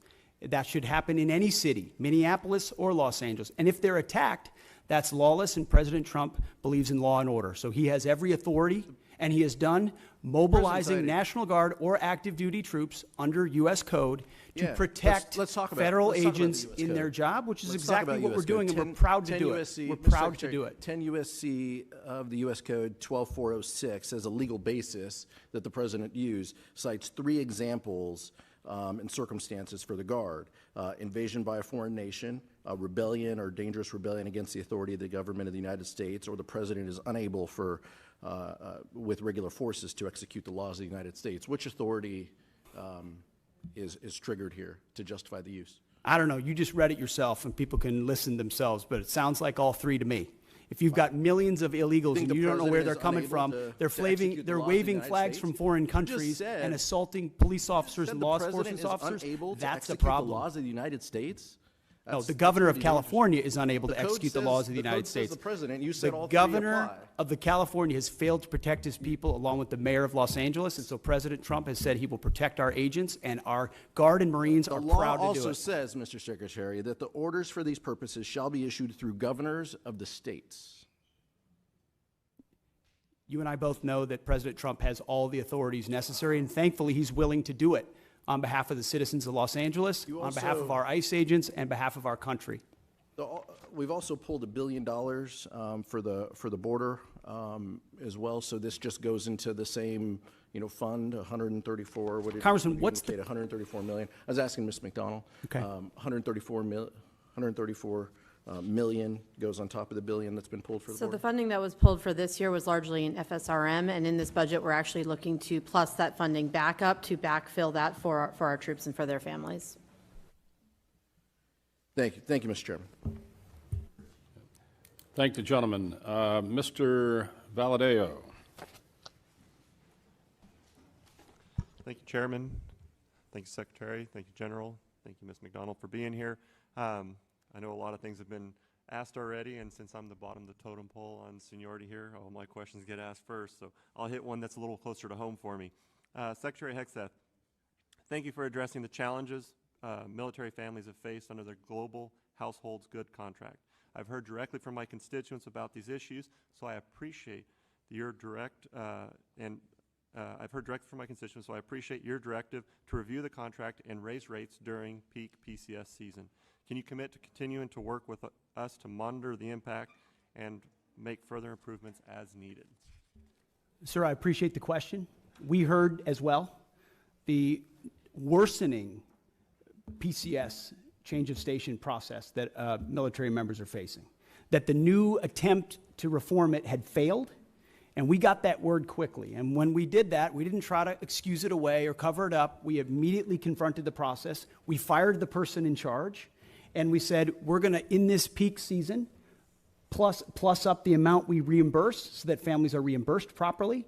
And we use both systems, the legacy system and the new system, to ensure their needs are actually met. At the end of that process, we will then do a thorough reform of how it actually happens. It hasn't worked for far too long. Everybody knows it. It's about time we take a look at the process. I mean, think about the things we can deliver in real time to people in far-flung places across the country and across the world. And you can't reliably move an E4 from California to New York and ensure that the goods get there within a week. That's a failure of the United States military, and we're going to fix it. I appreciate that. Next question, Secretary Hegseth. With rising tensions involving Russia and China, what steps is the department taking to ensure our defense industrial base can meet surge demands across multiple theaters? Are we seeing adequate investments in munition stockpiles, logistics, and supply chain resilience, in particular when it comes to critical inputs like rare earths and other essential minerals? I would just echo exactly what you said. It's because of the urgency of the moment, the reality of the threats we face, the threats that are joining forces in a sort of an anti-American, anti-Western bloc. Are developing capabilities that they're fielding and trying in other theaters to refine them. The munitions that we have, where we use them, how we procure them, and what we use them for, the supply chain that goes into the materials on those munitions. Unfortunately, we inherited a department that didn't pay enough attention to that seemed to think sourcing from adversaries was going to be okay in a time of contingency or crisis. We are changing that. Or content to make the same munitions we've had in the past because, well, they were made in somebody's district or they were made in somebody's state, and that's the way we always do it. We're not doing that anymore. We're making the tough calls based on the threats we face, matching it to the capabilities, and I'm happy to sit in front of every and any committee and explain why we're doing it, because it's about time. It's about time we challenge that, and that doesn't mean we don't want input. We do want input. We know why people are invested in certain programs and certain systems, but it's our job to make the tough calls, and President Trump has asked us to do that. I'm willing to make the tough calls, whether it's on personnel, systems, platforms, modernization, and partner with folks like General Caine and the Joint Staff who've been with us in every step of the way. I appreciate that. So we got a little more time. So Secretary Hegseth, as the department looks to stay ahead of near-peer threats, will the defense budget continue to invest in hypersonic weapons and defense systems, including unmanned, high Mach, and next-gen aviation technologies? The answer is yes. In a way, unfortunately, the previous administration did not. So if you're looking at long-range fires, autonomous systems, hypersonics are part of warfare of the long-range drones, a part of the warfare of the future. That means we're investing in them to be better than our adversaries. Not accept the fact that we have matching capabilities, but what more can we do to enhance those so we're ahead of the curve? Because when President Trump says we have the best platforms, the best systems, the best fighters, the best ships, the best vehicles, he means it, and we mean business on it, and we're going to deliver it. All right, thank you. And I've got 30 seconds. So General Caine, if Congress had $1 extra to invest today most effectively to strengthen our deterrence posture against China, Russia, and threats in the Middle East, where should it go? 20 seconds. Wow, I'm gonna take 19 of those, Congressman. Probably in munitions. I don't know how much we'd buy for $1, but I'd want to make sure that the joint force is properly armed at scale at the tactical edge, and the youngsters that volunteer to serve have what they need. I appreciate that. Thank you, Chairman. I yield back. Thank the gentleman. Mr. Joyce. There we go. Thank you, Chairman. Secretary, everybody, I appreciate we had to go out to other, you wouldn't believe this, but there are other hearings taking place. So I went over to bug Secretary Turner and now came back. So it's your turn. Secretary Hegseth, your April 30th memo on Army transportation and acquisition reform directs the Army to expand prepositioned stocks of equipment to the Indo-Pacific. I expect we would need to enhance our industrial base capacity to support this effort. Can you discuss the importance of increasing prepositioned stocks in the Indo-Pacific and how this affects the Army's resources for FY26? It's a great question because it marries up two things that need to be linked and synced and often aren't, right? The capabilities that we have in the priority theater and where we preposition those capabilities. So my job exists on multiple axes of that.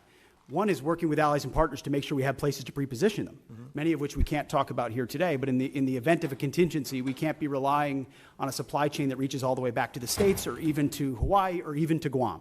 You need to recognize the prepositioning of stocks. But then you have to have those stocks, and they have to be the relevant ones for the systems that you're deploying, and you need a defense industrial base to deliver on that, which is why we've made historic investments in munitions, focusing on priority munitions that would be applied in our priority theater, with a recognition that every munition we spend somewhere else, and I say that as someone who, very proudly, we conducted a very successful freedom of navigation campaign against the Houthis to ensure that our ships don't, and by the way, 2 of our ships transited the BAM successfully, and the ceasefire held very recently. So doesn't mean you don't expend munitions, you judiciously expend them with an understanding that you have to safeguard others for future fights and prepositioning, and then invest in your industrial base. And I think that's why you see a budget with a 13% increase. 13% increase in a defense budget is significant and allows us to both invest in the president's priorities and fast-track munitions that we're going to need. For a guy chairing a committee that has to cut his by 57%, I can tell you being a plus 13 is a lucky day. Chairman Caine, our forces face growing challenges sustaining operations across contested environments, particularly in the Indo-Pacific. China is investing in capabilities designed to disrupt supply lines, access to forward operating bases, and target critical logistic nodes. What steps are you taking to strengthen contested logistics capabilities, and what investments can Congress make to ensure that you have operational resilience? Well, Congressman, thanks for the question. You know, history tells us that the professionals talk about logistics, and that's what was the big differentiator between us and our adversaries in World War II, is really the logistics power. You know, our teammates within the Joint Force are looking carefully at this right now, and as we look at the adversaries' threat arrays that they have and our ability to defeat them and move the combat capacity that we need to through those difficult places is a key part of that. I don't have a specific number for you, but what I'll commit is, as we think through what contested logistics looks like, as we think through what forward supply points on the first and second island chain might look like, we'll stay close with the committee to make sure that we're communicating early, often, and always about what our needs are. I certainly appreciate that, and I throw out that having a small Air Force Reserve airport in Youngstown, Ohio area. Some great C-130Js up there, Thank you. Congressman. Yeah. Appreciate the help on our fire department for the new inventory we got. But the old stuff we had there, you had maybe 8 planes. You were cannibalizing 3 to feed the 5 because we didn't have parts in storage and those type of things. And I think that's has played out in other areas for us as well. And we need to not only make sure we have the manufacturing industrial base, but we also have the ability to have the parts and inventory on to keep all those things online, or we have to remove them from service. Yes, sir. I know General Alvin and the team at the Air Force is looking hard at that too, to make sure that we've got the right stuff on the shelf prior to that we need, not just in the C-130 community, but the other airframes within the Air Force, and frankly the Joint Force. Parts are always going to be a driver, and I'm really encouraged by the innovation that's happening to look at things like additive manufacturing, where we get a hold of the specs from companies like Lockheed and others and can just 3D print right on the spot of the requirement. Those have to be in any procurement you do from now on. Yes, sir. I think so, sir. It's, you know, the force of the future will fix on the spot, so they'll need to be able to have the parts right there. And as we look at mission command and delegating authorities and responsibilities to our younger commanders and you know, complex command and control problems, part of that is going to be the ability to sustain our force out there at the edge. Thank you very much, General. Yes, sir. I yield back. And thinking of logistics, it made me think at, what was it, General Marshall, who went out in the 30s and met with a young lieutenant colonel, and said is the best logistics officer I've ever met. And that was General Eisenhower. 3 years later, he was a 4-star general. So wars, logistics are important. Mr. Anderholt, you're recognized. Thank you. Thank you, Mr. Chairman, and thanks everyone for being here today, this morning. And as we wrap up the hearing today, let me say the Golden Dome Initiative represents, in my opinion, a substantial investment in our national security, and I credit this administration in pursuing this bold project, and I share your ambition for it. So thank you for moving forward on that. I want to follow up with from my colleague from New York. The President has said that he has chosen an option that will total $175 billion. Can you confirm that number, and when do you hope to make this system of systems operational?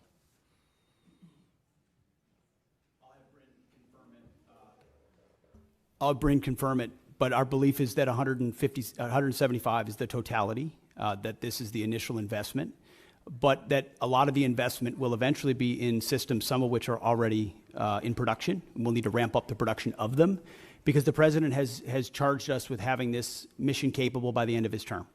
So this is not something that's futuristic. This is not something that will happen in some distant future based on some technology we don't yet have or can't field. Our approach to Golden Dome will be making sure we can procure existing layers that can talk to each other with new layers on top, because this is a layered system, as was mentioned, to include drones as well in partnership with the services. So can you confirm that, Bryn? Yes, sir. Nothing to add. That's all accurate. And we're still planning towards what the final number is, but the $24.8 billion we're requesting this year is that down payment on the near-term capabilities that we're looking at as part of the architecture. Okay, thank you. Let me switch over, and I'd like to get your thoughts on AUKUS partnership. Not merely as a cornerstone for our Indo-Pacific defense strategy, but also as an opportunity for our defense industrial base.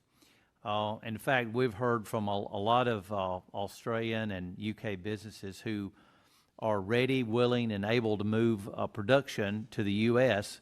given the new regulatory framework under Pillar 2. Britain and Australia set the standard for defense cooperation, bringing real capability and firepower to the fight. Can you preview how this administration intends to fund Pillar 2 efforts to develop and field joint capabilities between all three partners?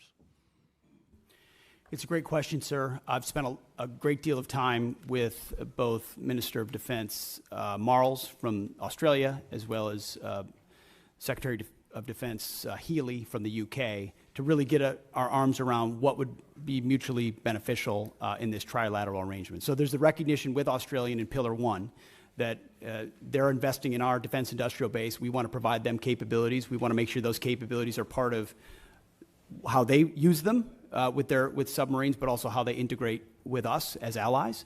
In Pillar 2, we don't want to rely just on the architecture of the previous administration. We're looking at sort of the opportunity for a signature program or programs we can work on together that benefit all three, that create processes or procurement opportunities of systems we need for future fights. And we've had, in fact, as recently as last week, I spoke with Secretary Healy about that, and we're looking for those 1 or 2 signature programs. We've got a menu of options. We're at the point where we'll get to right-sizing it and determining it.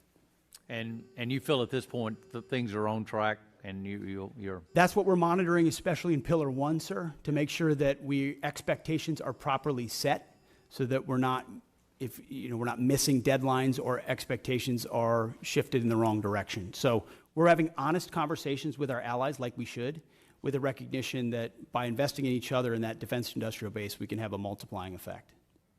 Thank you. I yield back. Thank you, gentlemen. Ms. McCollum, any closing statement? Yes, thank you, Mr. Chair. So to Mr. Aguilar's question, and Ms. McDonald, you were helping to fill in the blanks. The money's coming from FSRM, and that's about a 25% cut to that budget to fill on what's happening on the border and now what's happening in Los Angeles. If you could get us the details of what's not going to happen in that account because of that, that would be fabulous. We might want to look and see if we prioritize things in next year's budget to make sure that they're covered. Mr. Secretary, the top line on the budget before us is $830 billion. It is not $901 billion. It's just not. That's the number we have to work with. You can talk about an increase. You've got a lot of things baked in. Hopefully that goes in reconciliation, $6 billion for revitalizing shipyards, 3.5 for F-47s, 25 for Golden Dome, but that's all in reconciliation. And we can't include that in any of our planning. And that's why we are so concerned about getting the money outbreaks in front of this committee. And I'll give you an example. The Navy, their J-books, where they break everything down, I know you're really familiar with them. We had 30 of them in front of us when we were getting ready to do our appropriation last time. We have 0 in front of us this time. So, you know, Mr. Secretary, I know, I believe, honestly believe you want to provide the information, but time is of the essence because this committee wants to do its best work together, both Democrats and Republicans, to make sure the women who serve in our armed forces have the equipment that they need to do the missions that they're assigned to and come home safely because we honor their service and their commitment. Get us the information. Thank you, Mr. Secretary. I thank the gentlelady, and I just make, that's where we're going to agree that we need some more detailed information. We're going to go ahead and we're going to go upstairs here and do the subcommittee mark, but then we're later this week we're going to do the full committee mark on this bill. The Senate is pushing off doing their appropriation bills in general until after reconciliation passes because they want to incorporate that. But we don't have a luxury of time. We'll just have to work out the differences we have in conference. But it's hard for us to do our job without the J-books, without the detailed information. And I know you know that. And so you might talk to your friends at OMB, and if OMB has any friends, I don't know if they do, but and see if they can get this going for us, because it would be very helpful. With that, Mr. Secretary, thank you. Chairman, thank you. And Ms. McDonald, thank you. We appreciate all of you being here today. We are adjourned. Thank you. Thank you, General.